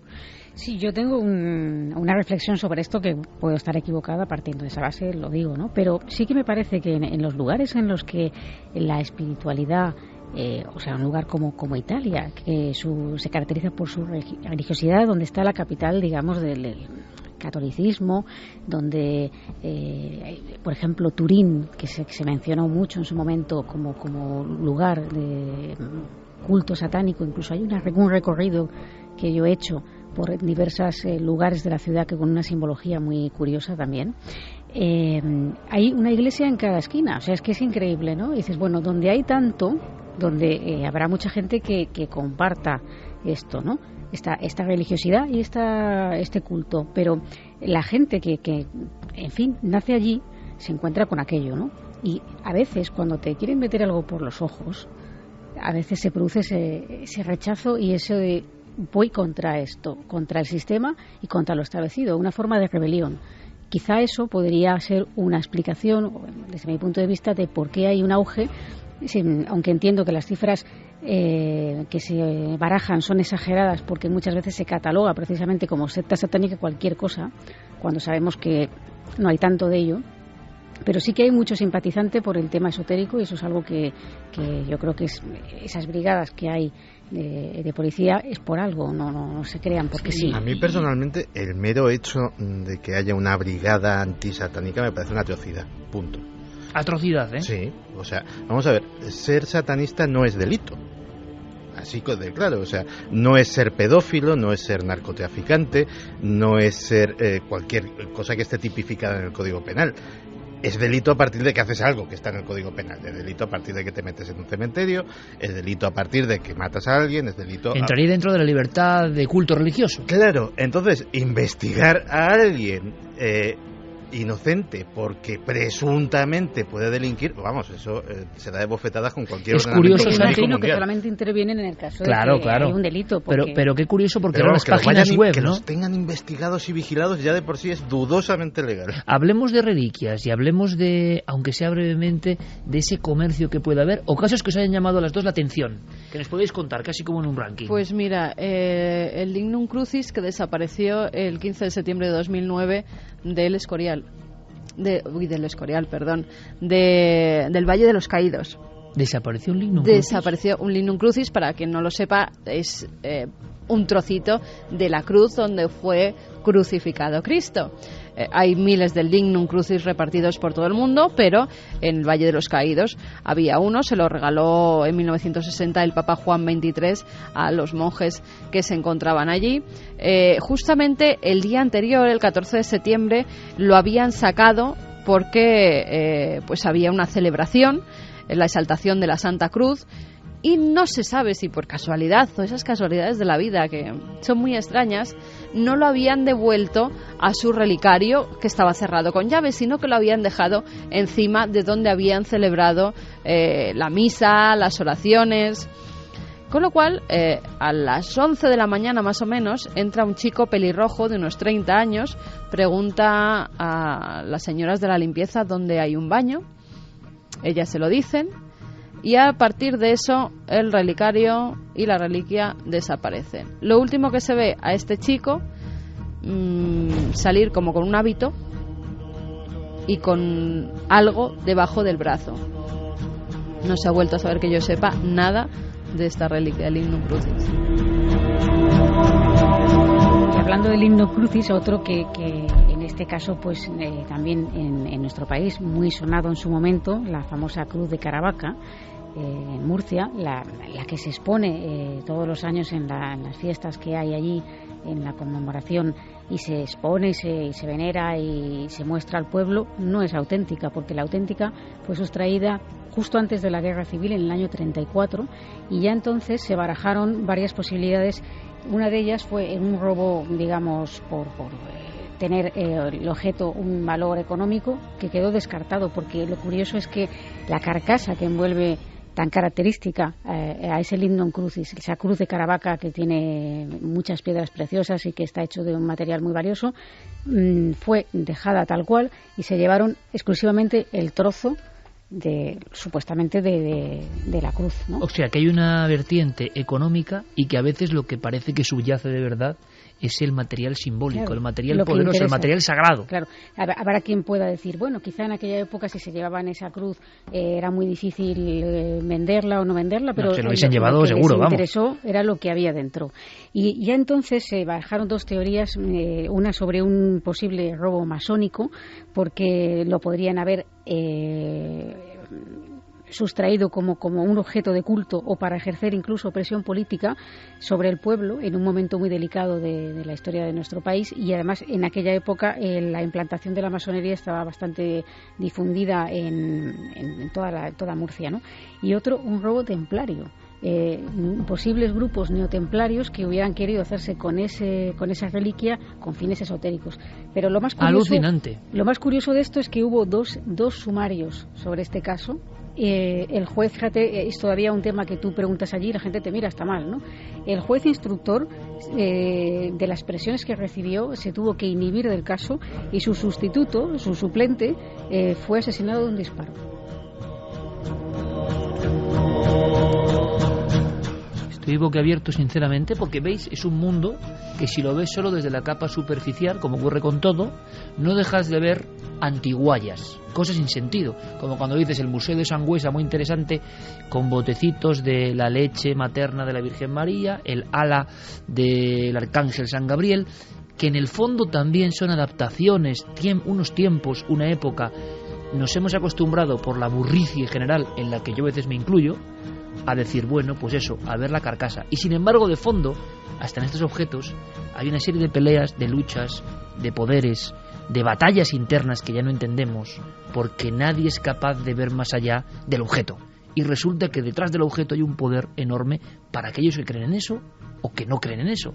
Y hay esas peleas. ¿Hay algún caso más? Porque es que Hubo un caso muy sonado en España que fue robar la reliquia, en este caso el cráneo del Papa Luna. Sí, claro, sí me acuerdo yo. Pues eso fue en el año 2000, lo robaron de la capilla del Palacio de los Condes de Arguillo, se encontraba allí en la localidad de Sabiñán. Fueron 2 hombres, se descubrió, de la localidad.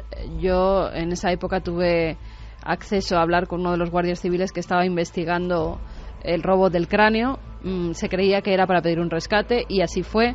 Se recibieron varios anónimos en el ayuntamiento en el que ponían que si querían volver a tener el cráneo del Papa Luna, que es por lo que pues mucha gente visitaba el lugar, pues que tenían que dar 1 millón de pesetas y que si no, que lo destruirían.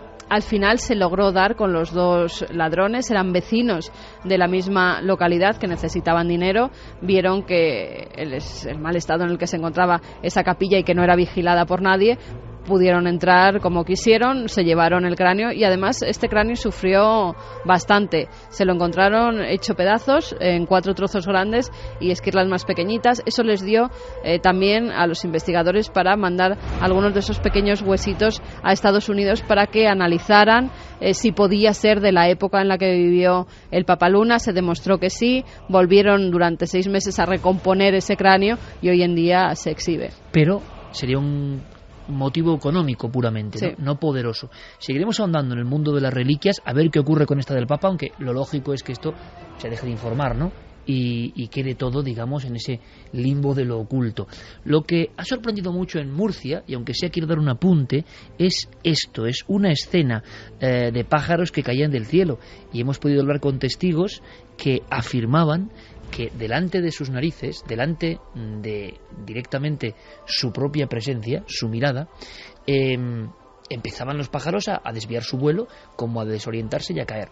De inmediato ha surgido una hipótesis oficial que seguramente es la real y seguramente es la coherente, que es que han sido envenenados. Pero claro, para las personas que en pleno centro de Murcia ven que caen los pájaros, pensaban que era una película. Y es que encima, a través de Twitter, en tiempo real, muchísimas personas empezaron a informar al mismo tiempo de que estaban grabando un sonido extraño en Murcia. De nuevo la sombra del Hum o Hum de fondo. Pero escuchemos algunas voces que Javi y el equipo y nuestro compañero Carlos Largo han podido obtener, porque no les convence a muchas personas en Murcia la hipótesis oficial. Escuchemos sus palabras. Serían las 8 de la tarde, no sé si las 8 menos 20 o las 8:20 aproximadamente. Era un sonido como de un avión que vuela muy bajo, o sea, como si el avión estuviera parado encima del centro de Murcia.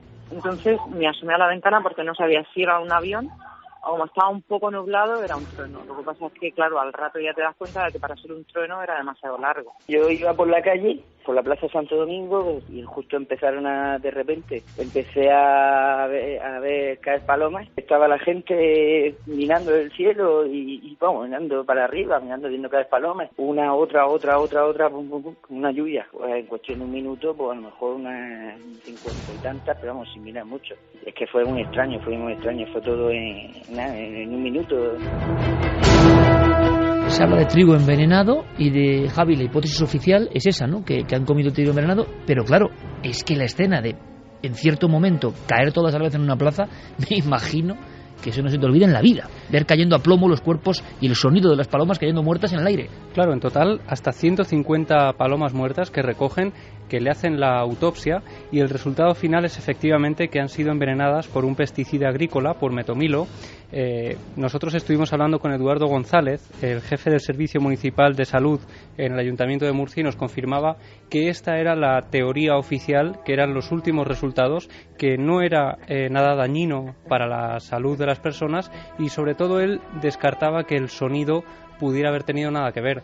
Lo que pasa es que allí ha estado nuestro compañero Carlos Largo, y él decía que, hablando con los vecinos, hay muchos que todavía relacionan estos dos hechos, desde luego muy extraños para que coincidan a la vez, ¿no? Sí, una casualidad, dejémoslo ahí. Pero claro, las personas, algunas ya saben que es esto del sonido, porque en Cádiz tú lo has liado en la televisión sacando el reportaje de Cádiz, con la buena gente de Cádiz comentándolo, y resulta que en Murcia ocurría lo mismo casi al mismo tiempo. La escena de los pájaros no es casual. Escuchamos rápidamente a nuestro compañero Carlos Largo, que nos envía esta crónica, que está allí en Murcia investigando. El pasado miércoles 29 de enero, alrededor de las 5 de la tarde, más de un centenar de palomas caían en distintas zonas de la ciudad de Murcia. Una de las zonas más afectadas y quizás donde la escena causó más impacto fue en la plaza de Santo Domingo. Allí muchos de los paseantes describen cómo caían literalmente fulminadas estas aves. Casualmente, también un par de horas más tarde, alrededor de las 7:30, 8, más de un testigo también me pudo confirmar que se escuchaba un ruido continuado y prolongado, como si fuera un avión. Un avión que no apareció en ningún momento en los cielos de Murcia y que también se ha relacionado con este fenómeno conocido como The Hum, que ha aparecido recientemente en otras ciudades como en Cádiz. Hay una versión oficial ahora mismo puesta sobre la mesa por parte del ayuntamiento, que es que estas aves que resultaron muertas fueron envenenadas por una sustancia llamada metomilo mezclada con trigo, un pesticida agrícola, y que pudo haberlas matado. Lo curioso es que más de uno de los testigos que pudimos entrevistar no está muy convencido, no se cree esta versión oficial, y todavía relacionan este supuesto sonido, esta mezcla de ruido que escucharon durante más de una hora con la muerte de estas aves. Una escena, como digo, prácticamente sacada de una película de ciencia ficción, como si fuera el apocalipsis de las aves. Como diría Evangelis, ¿no? El apocalipsis de los animales. Bueno, a la vuelta, después de nuestros compañeros y toda la retele de noticias que tenéis que escuchar para estar atentos de lo que está pasando en todo el mundo, os ponemos ese sonido grabado en Murcia. Viajamos al hangar 18 y comentamos la historia de la vecina con Clara Tahoces. Y muchas más cosas a la vuelta en Milenio 3.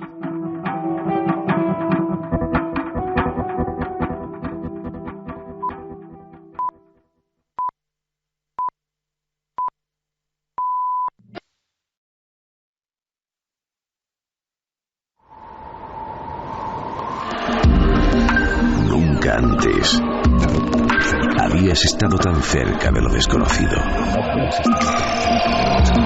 Milenio 3. Cadena SER. Y a través de ese fenómeno que es Internet y que es Twitter, llegaban al mismo tiempo personas grabando en tiempo real el mismo sonido. Por lo tanto, bueno, es difícil eso de simular, aunque todo se puede simular. Es un sonido diferente, es un sonido no tan fuerte como el de Cádiz, en mi opinión, hay que amplificarlo, es como una especie de motor lejano, pero lo que sabemos hasta este instante, nuestro compañero Carlos Largo sigue obteniendo datos sobre el terreno, es que muchos amigos y amigas de Murcia que dormían plácidamente se despertaron repentinamente, de nuevo lo mismo, y una especie como de motor apagado se escuchaba en toda la ciudad. Mucha gente alzó la vista al cielo, como ocurría en Cádiz, intentando buscar al emisor de esas ondas desconocidas. Y la misma sorpresa, y quizá las mismas caras, no se sabe de dónde viene. ¿Queréis que lo escuchemos? Vamos allá.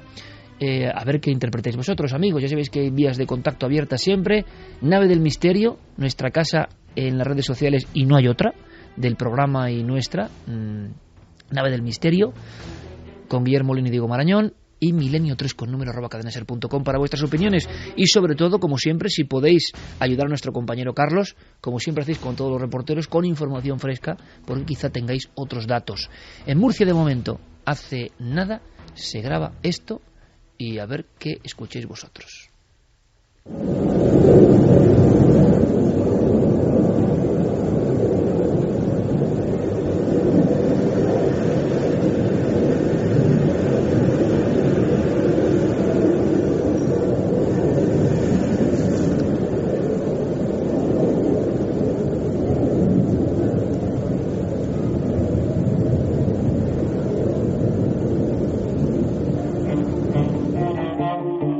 Es como un sonido de vagón de tren o algo, pero más lejano, ¿no? No es sonido algo crepitante. Electrónico también, sí. ¿Qué puede ser? Pues no sé qué puede ser, porque a veces puede ser el mismo fondo sonoro de la propia ciudad, algún tipo de cuestión que tiene que ver con la electricidad. No es tan claro, no es ese chirrido, ¿verdad? No es tan metálico. Como el del otro día, el de Cádiz. A mí me parecía más como más de fábrica. Mar, no, más... bueno, dices algo más... Sí, más acuático. Como natural, quizá. Sí. La gente hablaba como de un avión, un F-5, uno de estos aviones cuando de repente rompen la barrera del sonido. Y como un bramido del aire, más eso que... y que incluso parecía un trueno, pero prolongado en el tiempo. Lo que ocurre es que la grabación no se capta exactamente igual que se escuchaba en el momento. Pero sí que debió llamarles la atención porque, como decías al principio, en Twitter es mucha la gente que empieza a escribir que hay un sonido muy extraño en toda la ciudad. Sí, algo que no es convencional y que llama la atención, como en Cádiz. Ahora, claro, sea lo que fuere, a través de las redes sociales es curioso. Es el primer medio, esto está cambiando y ha cambiado, evidentemente, donde uno puede enterarse de un fenómeno en el tiempo en que está transcurriendo. También cuidado. También estos días ha habido un temporal por toda la zona de sur de Alicante y Murcia, tremendo, granizadas, incluso igual hay algo atmosférico ahí, ¿no? Unos cambios, bueno, sea como fuere, algo que sorprende. Claro, también ahora, con la fama que se está dando al ham, y somos culpables también de eso, cualquier sonido no ordinario y que suene un poco así raro, se va a tomar como ham, ¿no? Sí. Hay que tener cuidado. Claro, lo que te decía antes de la interpretación, ya hemos metido esa unidad de clasificación en el inconsciente colectivo, y ya efectivamente cualquier sonido poco común puede pasar a la categoría de ham. Yo, escuchando esta grabación, me faltan todas las frecuencias agudas. O sea, exacto. Me falta ese chirriar o ese sonido ese de desgarro metálico. Sí. O sea, es muy que en grave. Cádiz es que era brutal. Es que el de Cádiz parecía casi voces, de alguna forma. Pero también había otro arquetipo que se ha convertido en moderna imagen del misterio, porque el ham sería esos misterios que en los libros de 15 años antes no aparecen en ningún sitio. O sea, se incorpora también las muertes masivas de animales. ¿Cuándo en el mundo del misterio se había hablado de muertes masivas? Pues desde el inicio de 2011-2012, cuando en varios pueblos aparecen los pájaros muertos. Ahora lo ven las personas y lo interpretan muchos con el propio ham, pero parece que hemos encargado, claro, ese trabajo de intentar trazar paralelismos. Y como siempre, honestos, no hay ninguna... Yo pensaba, ¿se relacionó en Estados Unidos? ¿Se grabaría el hum o el ham en aquel momento con las muertes masivas de pájaros? Pero no. No parece que exista esa relación en principio, ¿no? Por la información que he manejado, y yo creo que, bueno, pudiera ser que quizás no se ha establecido esa relación porque a lo mejor tampoco en ese momento se ha interrelacionado. Hablamos de un fenómeno que es relativamente nuevo, el tema, me refiero al de ham. Es que tiene un par de años nada más. Aunque hay como decíamos, algunos casos antiguos, anteriores, de antigüedad pero claro, es algo que todavía un poco desconocido incluso hasta para la propia casuística, ¿no? Bueno, vamos a ver si recogemos hoy, es posible, informaciones, porque siempre será bueno llegar un poco más allá. La hipótesis oficial, envenenamiento, y seguramente en este caso sea así, pero claro, vaya espectáculo. O sea, uno va por una plaza de la zona vieja de Murcia y se le empiezan a a caer las palomas encima, y es que tiene que quedarse con cara de póker como poco. Y si encima en la ciudad está el rumor de que se ha grabado ese sonido, es lógico que se interrelacione. A ver si descubrimos, ¿no? A ver si las rumbas no se cierren sobre esta historia y descubrimos algo más. Lo que vamos a descubrir en un rato, ahora mismo, en una porción de esa columna de Santiago Camacho tan especial, para luego ir a otras historias, es el Hangar 18. Se ha hablado muchísimo de esta instalación secreta, secretísima, pero seguro que vamos a aprender, vamos a visualizarla mucho mejor con la columna hablada de Santiago Camacho.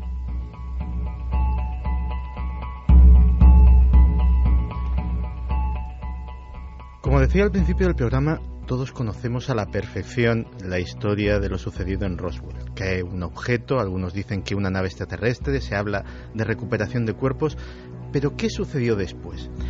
Pues tal vez la respuesta esté en un teletipo desclasificado recientemente del FBI y una serie de documentos en los cuales el propio y todopoderoso director de la agencia, Edgar Hoover, se quejaba amargamente de que los militares habían recogido algo en Roswell, Nuevo México, y que no dejaban a los agentes del FBI y a él mismo tener acceso a aquello. Hoover se ponía en contacto con las más altas instancias del gobierno para tener acceso total a eso que se guarda en la base de Patterson. En esa base de Patterson hay un lugar mítico donde parece ser que se guardan todas esas cosas. Es el llamado Hangar 18.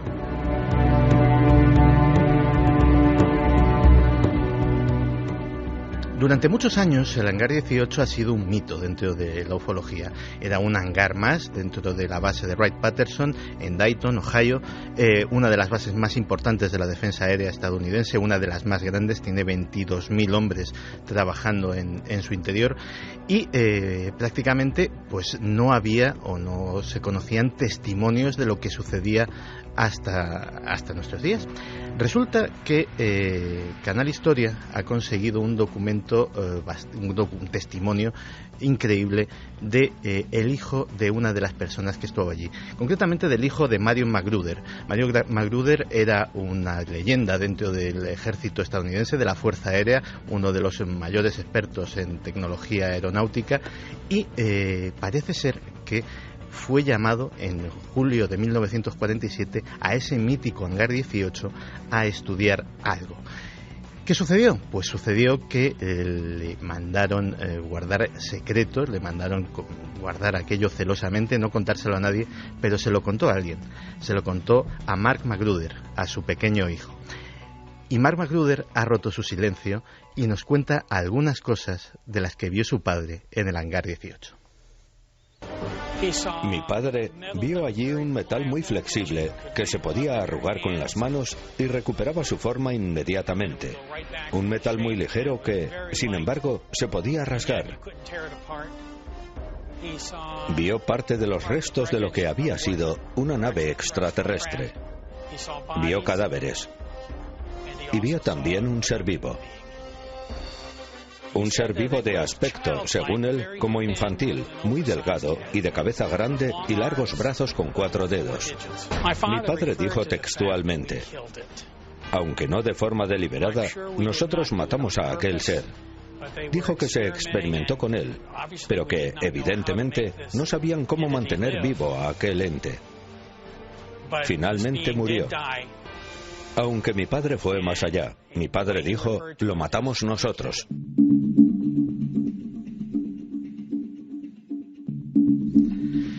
Lo matamos nosotros.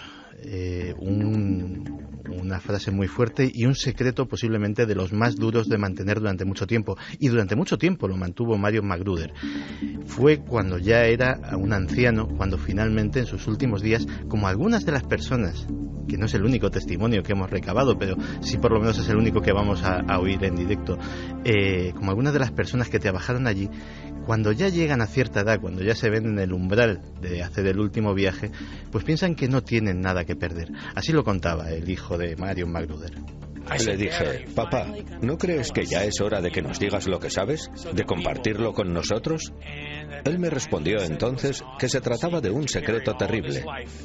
Terrible por tener que cargar con él toda una vida, por tener que ocultárselo no solo a los suyos, sino al mundo entero.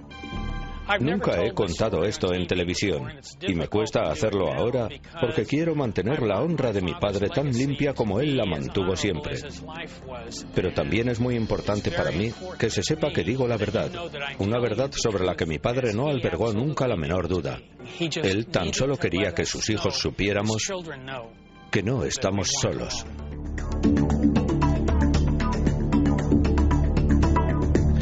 El testimonio de Marion McGruder es riquísimo en detalles y sería muy prolijo contarlos aquí, pero hay uno, curiosamente, que me llamó poderosamente la atención. Los cadáveres de aquellos seres tenían un intenso olor a pescado podrido. Era una de esas sensaciones que no se podía despegar de ellas. Era un olor que era más allá de la podredumbre, era algo que posiblemente no era de este planeta. Pero no ha sido el único garganta profunda. El capitán Robert Collins trabajó durante años en la base de Wright-Patterson, conocía la existencia, por ejemplo, de una intrincada y extensísima red de galerías subterráneas y también habló para el documental de Canal Historia. Todas mis fuentes de información lo corroboran. Todo el cuerpo militar que ha trabajado aquí durante todo este periodo les dirán que ese material estaba aquí. Piezas y secciones completas de la nave. E incluso cadáveres fueron traídos hasta aquí. Iban llegando cadáveres con regularidad tras diversas colisiones desde la ocurrida en Roswell.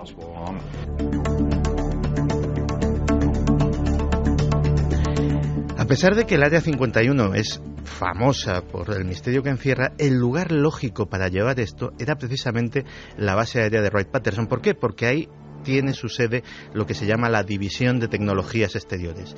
En la División de Tecnologías Exteriores es donde se analiza, se prueba todo el material enemigo o de otras potencias que puede conseguir los Estados Unidos. Por ejemplo, durante toda la Guerra Fría funcionó lo que se llamaba el proyecto Mandust, el proyecto Polvo Lunar.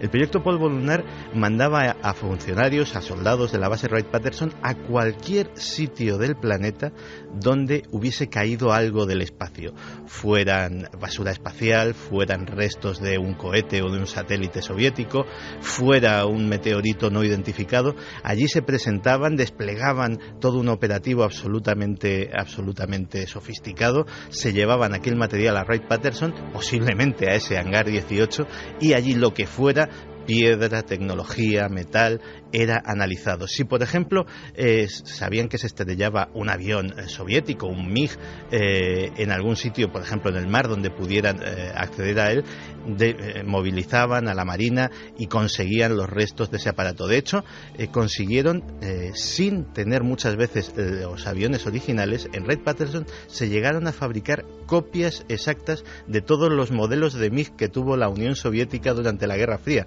Copias que luego eran llevadas precisamente al Área 51, donde donde tenían lugar los vuelos de prueba para ver qué capacidades aerodinámicas tenía aquello, cómo se podían utilizar y cómo adiestrar a los pilotos norteamericanos para combatir a esas aeronaves. Pero de todos los gargantas profundas que ha habido durante estos años, posiblemente el ufólogo Leonard Stephen consiguió acceder a una de las más curiosas. Se llamaba June Crane.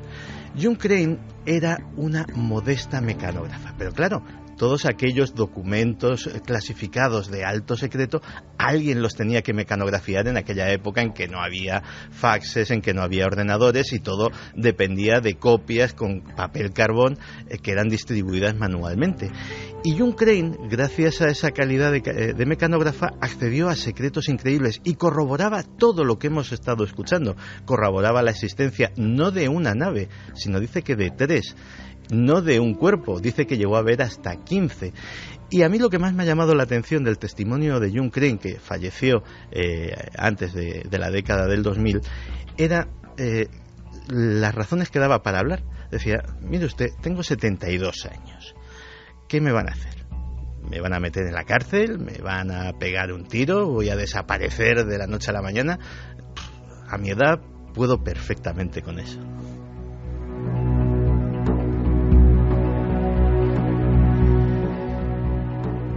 Curiosamente, cuanto más nos adentramos en las características de la base de Wright-Patterson, más piezas nos encajan en esta historia. Por ejemplo, el hecho de que Wright tiene las instalaciones más punteras de los Estados Unidos para el estudio forense de antropoides, un auténtico laboratorio en el que el pretexto oficial es que allí es donde se diseccionan, se investigan los monos, los primates que se utilizan en pruebas de vuelo, etcétera, etcétera, para ver pues los efectos de la altitud, los efectos de las bajas temperaturas, los efectos de la falta de gravedad y ver cómo afecta a los órganos. Pero, evidentemente, son instalaciones lo suficientemente extensas y lo suficientemente sofisticadas para hacer un examen forense detallado de cualquier ser, de cualquier animal o de cualquier ser no terrestre que cayera en sus manos.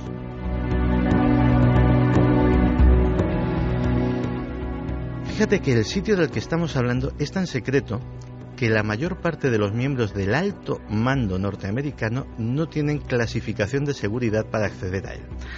Hay otro testimonio muy curioso porque tuvo lugar en uno de los programas de más audiencia de los Estados Unidos, el programa de entrevistas de Larry King, y que el protagonista era ni más ni menos que un senador de los Estados Unidos, Barry Goldwater, senador de Arizona.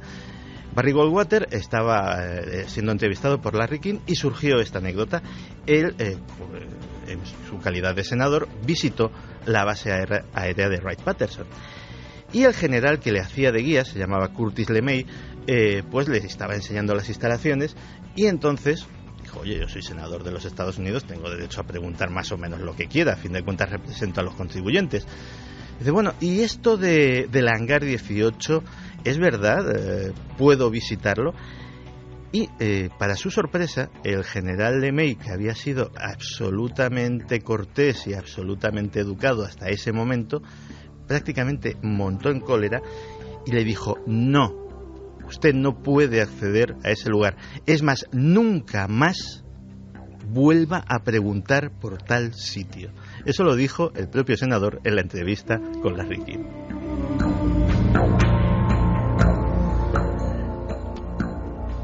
A modo de anécdota diremos que el hangar 18 como tal ya no existe. Ya es un número que está en la iconografía. En realidad, el edificio del que estamos hablando ahora se llama el edificio 23. El hangar 18 en su día desapareció, fue cubierto por una inmensa estructura y a los pocos meses apareció, antes había un hangar típico de aviación, de estos de estructura metálica, enorme, y en su lugar apareció un igualmente enorme, mucho más grande, edificio que tenía una pinta de almacén ya de ladrillo absolutamente opaco, que fue denominado edificio 23. Ese es el punto, parece ser, de entrada a esa inmensa red de subterráneos que hay debajo de la base aérea de Patterson. Subterráneos que no son leyenda, hay documentación gráfica de su construcción. Estamos hablando de, por lo que se aprecia en las fotografías, galerías de unos 10 metros de ancho con salas acabadas en salas de unos 30 por 30 metros, es decir, estamos hablando de una infraestructura enorme y que nadie sabe qué alberga. Por último, en la década de los 90 se desclasificó uno de los proyectos secretos que se llevó a cabo en la base de Wright-Patterson. Se llamaba el proyecto Silverback, el proyecto Escarabajo de Plata. El Escarabajo de Plata, y están, yo creo que se podría acceder a través de Internet, porque ya, insisto, no es ningún secreto, son una serie de planos increíblemente detallados de un platillo volante, un monoplaza de unos 10 o 15 metros de diámetro y que algunos dicen que voló en la propia base aérea de Patterson y otros dicen que nunca pasó de la mesa de dibujo.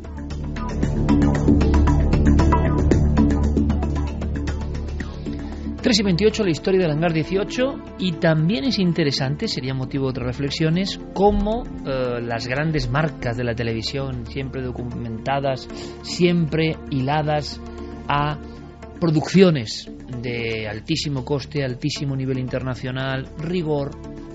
Es curioso, pero estas cadenas norteamericanas o canales multinacionales no hacen más que sacar temas de misterios, incluso misterios muy bizarros, misterios con programas, a mí me preguntan mucho por programas concretos donde siempre pasa de todo, y yo no digo nada más, pero es cierto como están en el inconsciente colectivo, evidente. Es más, a mí muchas personas me preguntan, aunque sea otra historia, oye, ¿por qué vosotros cuando vais a los sitios nunca os pasa nada? Y estos programas es que les pasa de todo, jolín, es mucho más divertido. Y yo digo, sí, segurísimo, es mucho más divertido. Nosotros simplemente lo que sabemos en este equipo es que jamás exageraremos un dato, jamás provocaremos un susto, jamás solo os contaremos lo que vemos, porque nosotros no hacemos un programa, creemos en lo que hacemos. Por tanto, matizar, engañar, exagerar cualquier elemento en una noche de investigación, por ejemplo, sería ir contra nosotros mismos. Y eso lo sé yo y lo sabe todo el equipo. Y yo no estoy diciendo nada más, simplemente que es curioso. Será que algunos tienen mucha suerte y que siempre que van a los sitios pasan cosas. Fantástico. Pero también, en el buen sentido lo digo, que las grandes multinacionales de la producción televisiva mundial, que siempre habían estado muy alejadas de estos temas, estén cubriendo sus parrillas con temas de misterio puro y duro, sorprendente. Mira, con lo que no se puede competir, no sé si les pasan muchas o pocas cosas a los de estos programas, pero cachas, lo que se dice cachas están, o sea, nosotros no tenemos ahí ningún punto de competencia. Pero es curioso, porque a mí me lo dicen constantemente y yo digo, bueno, pues me parece genial, es verdad, me parece genial que pasen todo tipo de cosas. Nosotros, todo tipo de fantasmas, sí, ¿no? Nosotros simplemente contaremos lo que de verdad hemos visto, porque al mismo tiempo, en el mismo nivel que los espectadores, queremos saber de verdad qué pasa con el misterio. Asombroso, por eso lo dejo caer ahí. Demasiado asombrosas las declaraciones sobre el Hangar 18, demasiado increíbles, reales. Seguiremos indagando, Santi. Sorprendente como poco. Ahora hacemos una cosa, un pequeño descanso, porque luego viene esa historia del archivo de Clarataoces. Si la semana pasada era teléfono negro, dimos alguna que otra pesadilla, teléfono negro, pues esta vez viene la vecina. Quiero decir una cosa sobre esta música, y es que mañana vamos a las 10:30. 10:30. Va a haber un día que vamos a ir a las 7:30 de la tarde. 5:15. Pero bien, fantástico. A las 10:30 os lo agradecemos, aunque es tremendo, claro, es tremendo. No, es tremendo. Mucha gente se quejaba de las horas, que luego no dormían, que iban con grandes ojeras a los trabajos, a la universidad. Pues ya no se pueden quejar. Pero hombre, ahora que estén 10:30 y de verdad, y gracias por lo de la semana pasada, gracias por todos. Las 2 últimas semanas. Pasamos lista y estaban todos. Es que íbamos a las 12:30 hace nada. Sí, después a las 12, después a las 11:30, después a las 22:45, a las 22:30. Gracias. ¿Y por qué digo esto? Porque me gustaría mucho que estuvieseis apoyando al programa, y porque, hablando de investigación, de esas donde nunca pasa nada, bueno, yo creo que nunca pasa nada. Han pasado cosas, pequeñas cosas o grandes cosas, en muchas investigaciones de Cuarto Milenio. Lo que pasa, claro, igual llevamos 100 y pico investigaciones en vivo en los sitios, ¿no? Pero mañana hay una muy interesante, y yo espero que el milagro, la sorpresa, lo inesperado, lo maravilloso ocurra. Sí os lo planteo porque hay mucha expectación en las redes. Clarataoces, Paloma Navarrete, Carmen Porter, en una casa tenebrosa, mañana. Si lanzases un titular de por qué hay que ver esa investigación. Porque es un sitio terrible. Porque van a sentir la densidad que sentimos nosotras. No hay más que añadir. Mañana 10:30, Cuarto Milenio. Y ahora, si os parece, milenio3 con número @cadenaser.com, es decir, nuestro compromiso con intentar, si podemos, responder a vuestras cuestiones. Javier Pérez Campos y Fermín Agustí las recogen. Para eso, ese correo, milenio3 con número @cadenaser.com. Hola, soy Camilo Zulema, de León, y me gustaría saber, a ver si podéis decir algo sobre el incendio del edificio Windsor de Madrid, porque vi en televisión más tarde que una vez que estaba cerrado el edificio, incluido para los bomberos, se veían sombras a través de los cristales. Y bueno, nada más, muchísimas gracias. Estoy en la milenaria esperando 5 días a la semana por vosotros. Un besito. 3:73, muchas gracias, milenaria. Ni más ni menos que el edificio Windsor. ¿Cómo se ha olvidado esto, eh? Recuerdo aquel libro gruesísimo que trajo un investigador que se emocionó con la historia, se llamaba La Torre, aquel libro, y aquellas sombras, que os lanzo la cuestión. Yo tengo mi pequeña opinión, pero lo diré ahora. No sé qué sabéis vosotros. Son esos temas que se quedan por ahí, ¿no? ¿Qué pasó con el edificio Windsor y con las sombras del Windsor? ¿Buscarás un Corte Inglés? Sí, yo iba a ir por ahí. Sí, pero tú sabes como yo que en ese Corte Inglés pasan cosas. Nos han comentado cosas. Sí, en la sección de juguetes. La verdad es que yo ese tema del incendio lo viví de cerca porque casualmente... Estabais al lado, ¿no? En la redacción de Más Allá. La redacción de Más Allá está justo enfrente del edificio y de hecho nosotros nos costó al día siguiente poder entrar porque la zona estaba acordonada. Aún así entramos. Qué espectáculo fue aquella noche. Yo me acuerdo todos pegados al... No, es que no te podías despegar. Fueron nuestras torres gemelas, entre comillas, claro, y salvando las distancias, pero un gran edificio emblemático de Madrid ardiendo, ¿no? De esa forma. Mucho de conspiración también, ¿eh? Es más que fantasmas. Elementos había para ello. Las famosas imágenes de las sombras que se movían en una ventana en uno de los despachos, ha habido muchísima polémica, si dan reflejos, si no. Yo solo dejo caer una cosa: los reflejos no necesitan un zulo de venerables dimensiones para entrar y salir del edificio, como el que se encontraron los bomberos cuando hicieron la inspección ocular del sitio. Eran visiones y reflejos muy densos, ¿no? Sí, o sea, necesitaban un boquete como de 2 metros para entrar y salir y sacar algo voluminoso, porque una persona entra por un boquete. Pero no se ha sabido nada. Yo lo que quería aportar era una mera anécdota, porque no he sabido nada realmente, silencio absoluto. Y ese gran edificio del Corte Inglés, un día estamos ahí comprando juguetes y nos dicen que realmente gente amabilísima, que siempre nos trata de maravilla, hay que decirlo, y que hay mucho oyente en el Corte Inglés, sí. Y nos dicen, oye, es que aquí nos contaban la historia de uno de los jefes de planta y que de repente creyó ver, si no recuerdo mal, una sombra o un niño o algo. Y claro, ese edificio es imponente, es grandísimo, es el viejo Windsor. Y en la parte del final, se ha quedado un niño aquí y estamos ya a una hora muy intempestiva, cuando no queda casi nadie en el edificio, y según va avanzando, ese niño se mete entre los gigantescos osos de peluche, caballos de madera y patinetes, y ya no está. Y no está en ningún sitio, ¿no? Curiosa historia. Buenas noches, milenarios. Mi nombre es Carlos, soy de Guardamar del Segura, y mi pregunta era un poco para Carmen, ya que sé que Carmen es de mi zona, es de la zona de Guardamar. Aquí en mi tierra hay una leyenda que le dice la leyenda de la Encantá, y quería saber un poco más información sobre qué hay de real en esta leyenda y un poco la historia real de la leyenda, porque aquí se representa, pero quería tener un poco más de información de vuestra parte. Buenas noches. Buenas noches, amigo. Te vamos a poner 2 rodetes aquí para que seas la dama de Guardamar, ya dentro de poco, ¿eh? Bueno, mira, oye. No está mal. Bueno, con los cascos parece. Muchas gracias. Oye, la dama de Guardamar es majestuosa y por eso la tenemos en el plató. Arréglalo, que mucha gente arréglalo. me dice, la dama de Elche.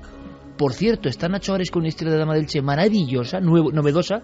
La dama de Elche está a un lado y la dama de Guardamar está en el otro. La hermana pobre, y que me entiendan bien, mucho más desconocida y sin embargo importantísima, la otra dama. Bueno, ¿y qué pasa en Guardamar? ¿Cuál es la Encantá? ¿Tiene que ver con esto o no? No, no tiene nada que ver. La Encantá es una leyenda que dice que en Guardamar se te aparece a las orillas, antes la desembocadura del río Segura, ahora han construido, pues en una noche, cuando una mujer se te acercara vestida de blanco, creo que era la noche de San Juan, se te acercara vestida de blanco, ella te iba a llevar hasta las orillas del río Segura. Entonces tú la tenías que lavar los pies. Te iba a pedir que le lavaras los pies porque así se desencantaba, volvería a la vida. Decían que era la hija de un rey musulmán que había querido mantener relaciones con alguien que no era musulmán. O sea, y que se esa eterna escapó. historia de la mora encantada, que se repite en diferentes zonas de España, ¿no? Exactamente. Y que al desobedecer a su padre, pues la mató. Desde entonces se aparece, y sobre todo a los hombres, es cuando se les aparece con una túnica blanca, les pide que por favor pues le laven los pies en las orillas del río Segura, porque así el encantamiento desaparecerá. Si se los lavas, el que se queda en el río eres tú. Buenas noches, soy Gustavo da Silva y llamo desde Lloret de Mar. Escuchando el programa de hace varias semanas sobre crímenes rituales, recordé el caso de la Catedral de Jaén, aquel cadáver de un hombre desnudo, tendido en el suelo, cubierto por plumas y excrementos de ave. En el reportaje de Pablo Villarrubia para Cuarto Milenio, donde intervinieron Juan Eslava Galán, Lorenzo Fernández y el doctor Cabrera, se plantearon varias hipótesis, un crimen simbólico, una muerte accidental por embriaguez o bien una especie de broma macabra. ¿Sabéis si la investigación policial o la periodística llegó a alguna conclusión? Gracias por todo y feliz año.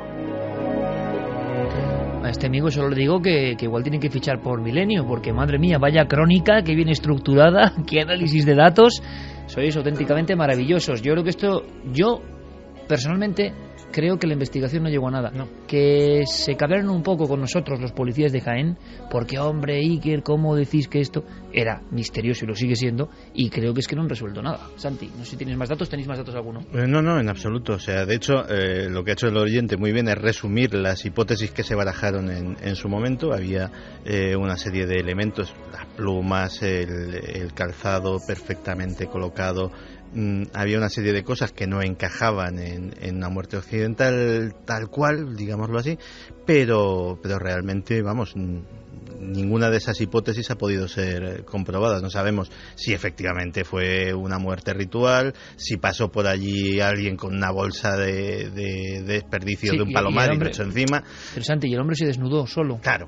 Es que un hombre desnudado solo, con plumas encima, en un lugar tan esotérico como la Catedral de Jaén, con toda su historia oculta, donde han pasado muchas cosas, y recordado una cosa que a mí se me estaba pasando, que la única grabación o voz que se escucha poco antes de ver ese hombre, de vida un poco difusa, tumbado, con esas plumas encima, con sangre, es, si no recuerdo mal, que es tremendo, ¿eh?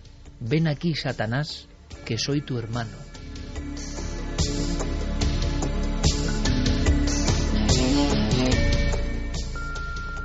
Buenas noches, me llamo Laura, llamo de Madrid y preguntaba por un reportaje que sacaste la temporada pasada, al principio de la temporada, coincidiendo con el cambio de hora.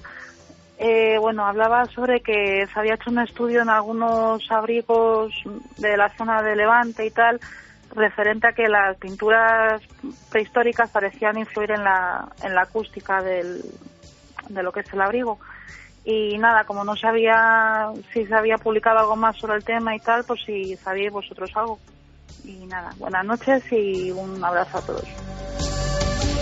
Pues resumiendo, porque este es un poco mi campo, o el que me gusta a mí, se están haciendo experimentos ahora mismo, podemos decirlo, nos lo comentaba Roberto Ontañón, y esto te puede interesar, en las cuevas más profundas del Paleolítico, pruebas acústicas.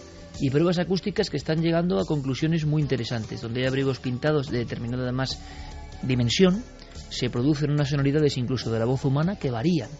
Esto que cuentas tiene que ver con la pintura levantina, que es posterior a la de las cavernas. Es una pintura que se hace en abrigos y que tiene ya 3.000, 4.000, 5.000 años.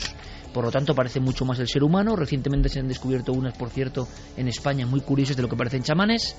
Y en esas, incluso a la intemperie, resulta que también variaban las músicas. Se ha colado una psicofonía, no tengáis ningún problema. Me ha parecido escuchar la voz de Enrique de Vicente repentinamente. Son cosas de Noel para descongestionar porque sabe que viene a la vecina. Pero de repente he escuchado como la voz de Enrique, si no me equivoco, no sé qué he escuchado. Ha sido como un flash tremendo hablando yo de la pintura. En definitiva, creo que era Rajoy, pero bueno. Si puede ser Rajoy, pues ya imagínate. Pues ya es una psicofonía que me pone la carne de gallina. El asunto es el siguiente, como si fuese cualquier político, cualquiera. Me da absolutamente igual el color, todos me dan el mismo escalofrío. El asunto es el siguiente, en la prehistoria española se está abriendo el abanico a cosas que parecían heterodoxas y las autoridades están admitiendo que pasan cosas con el sonido en las cuevas y en los abrigos rupestres. Así que estaremos informando muy atentamente. Y ahora cambiamos de tercio rápidamente porque queremos conocer esa historia que nos trae Clara Tavoces de su archivo. Me rebasa, no me adelanta, no pasa de mí y sigue adelante.